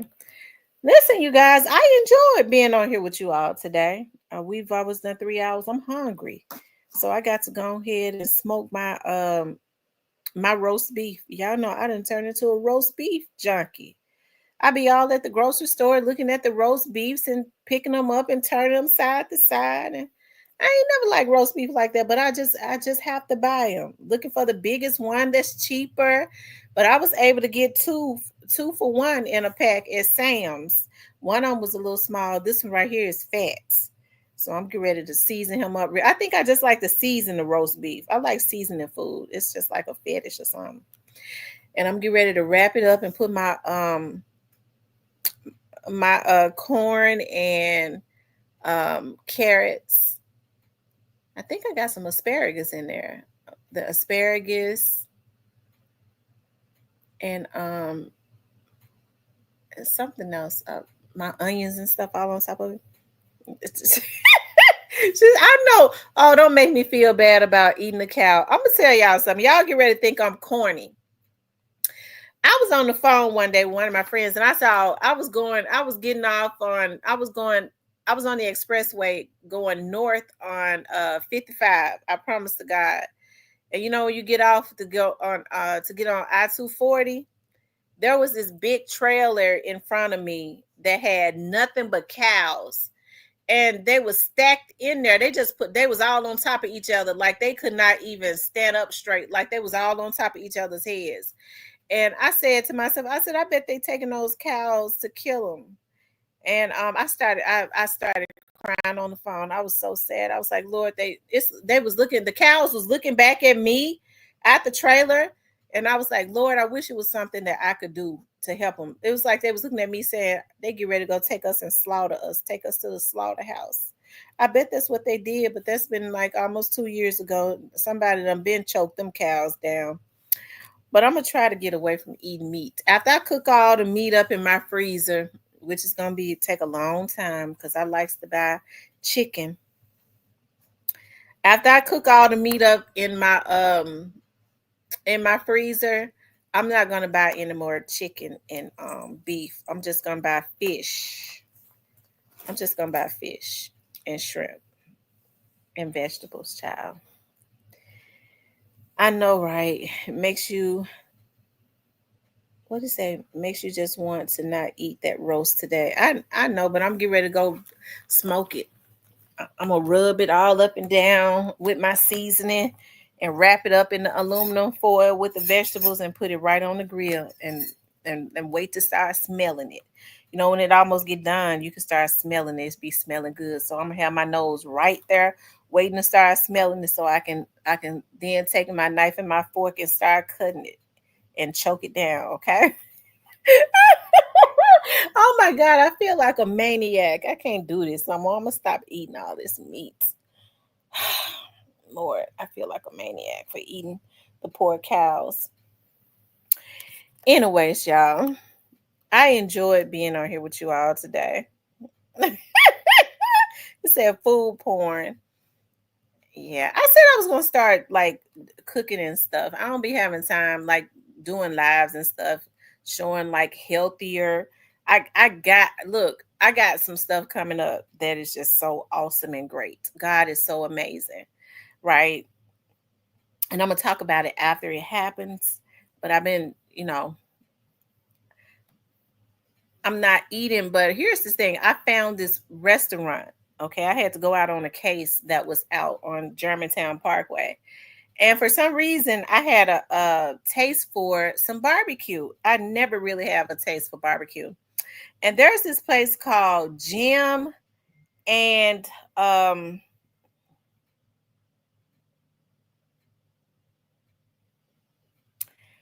the place was called Jim and is it Jim and Nikki's? It's right there on Germantown Parkway. Y'all, Nick. And is it Jim and Nick? Y'all, the best barbecue that I have ever eaten in my life. Oh my God, that was my first time. And I just I was like, let me stop here. And the only reason I stopped there, I was like, okay, they got a drive-through. It was so good. The macaroni and cheese. And y'all know I can't eat everybody macaroni and cheese because my macaroni and cheese is better than anybody's in the whole world. But their mac and cheese was pretty good too. Their cheese didn't taste all cheap. Their slaw was good. I make really good slaw, and their slaw was almost equivalent to mine. It was just, their food is so good, and it's not heavy and stuff. No, the slaw is good. The slaw was really good, but it's that bought slaw that you can go and get in Walmart. Anyways, y'all. So, yeah. I asked them, I said, how long have y'all been here? I've never seen that place before. And the lady told me since 2006, I believe. I said, you all have been here almost right here in this spot. She said, yeah. I had no idea. Moe's Barbecue has good smoked wings and has Alabama roots too. Where is Moe's at?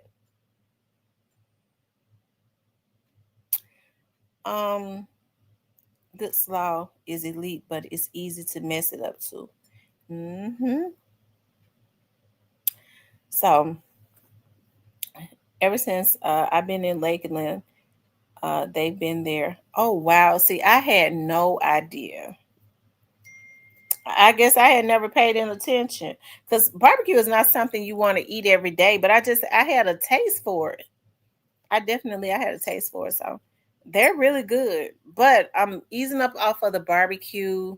I'm smoking this roast. It'll last for like 2 days because it's real big and fats.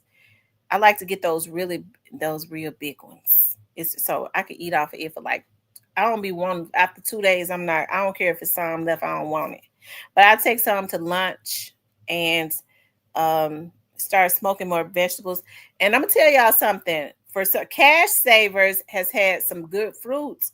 I'm telling you all, Cash Saver has had really good fruit, especially plums. I stopped eating plums because they were too sour. Cash Saver has really sweet plums. Okay, has seed in it. And go down, and Cash Saver has really good watermelons. And go down to Millington to the fruit market and get watermelon. It's really good. I got me 4 watermelons sitting over there because I'm a watermelon fanatic. And once I choke them down, I'm going down there and buy me some more watermelon because I got to get myself together for what really together. I need to speed up the process for what's getting ready to happen. So definitely good things happening. So that's one of the reasons why too. You know what I mean? Like you have to, even when people hurl insults and stuff at you, like you have to be reminded. Like my mother was reminding me. I have people, and I have to be reminded too. Like I have people that I work with and stuff that be in my chats. I be forgetting, that work with me. I don't want them to think like I'm like this ghetto fabulous chick that that's not professional, because I'm very professional. You have all types of people that watch you. Okay. So I have to be reminded of that too. Now, the police officers that I've worked with, like, they shocked too, because it was like, we never even knew you to even talk. You never even talk to nobody. We have to make you talk to us. So, because that's just how I am. I'm pretty quiet and reserved and shy, but I don't want to be on here going at people and arguing with people, and because that I don't even know. You know what I mean? Because it's easy when you going back at folks as they come at you and they go with it.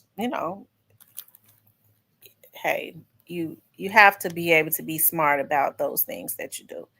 So, yeah. Says them trolls will make you snap something. Yeah, they will. They'll make you snap sometimes, but that is their goal. They like to try to trigger you and all of that. So you can't let people that you don't know or that don't know you trigger you. Okay. When people start trying to insult you, the first thing you need to ask is, do you know them? They're gonna tell you no. The first thing they're gonna say is no, but I know somebody that do. That's the sign that not to believe them. Them trolls, yeah. If you don't mind repeating, where do you get your watermelons, and are they seeded? Yes, I only buy seeded watermelons. I do not buy I don't buy fruit that don't have seeds in them. That's why I don't buy grapes like that, because you can't hardly find any seeded grapes. When I see them, I'll snatch them up. But I get my watermelons from Cash Saver. They have really sweet, good seeded watermelons, and I get them from the market on the side of the road in Millington. On the side of, and they have really good ones, and they're really big. I went down there and bought me 4 watermelons. After I eat my roast and my vegetables, I'm gonna cut one of them open and start eating. I have to be careful because I mess around. I be wanting to eat them water. They're so addictive. They be so good and sweet.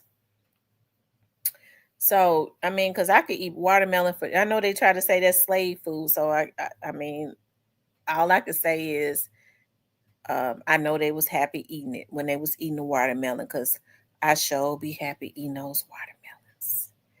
Okay, I'm just like my ancestors. I love seeded watermelons. I had stopped buying nectarines and peaches, but the nectarine and peaches in Save a Lot, not Save a Lot, in Cash Saver, they've been really good. So they got some good fruit out this year. Shoot. I'm sad for the season to be getting ready to go out of season. The fruit, like watermelon and peaches and all of that. I have heard of cricket person, but it's true you can't listen to a watermelon to determine if they are good.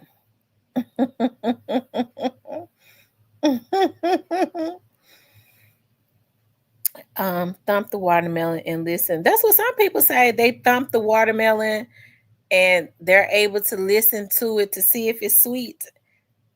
No, I've been told, like, if it's like got white on the belly of the watermelon, turn the watermelon over. If the belly of it is white, it's sweet.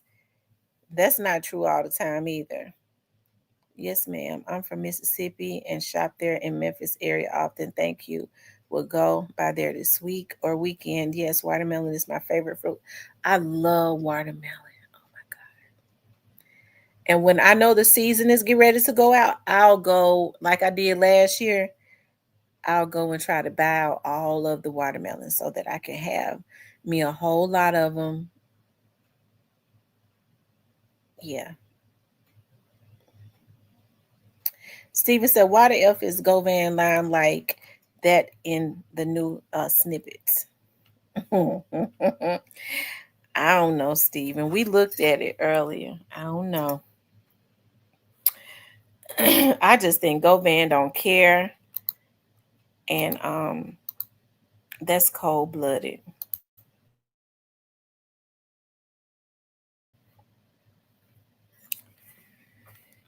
Anyway, y'all, I have enjoyed being on here with you all on this beautiful Sunday. Okay. Let me just say this, because I be feeling like, I know when we talk about these subjects and stuff, people are they're easily influenced by money.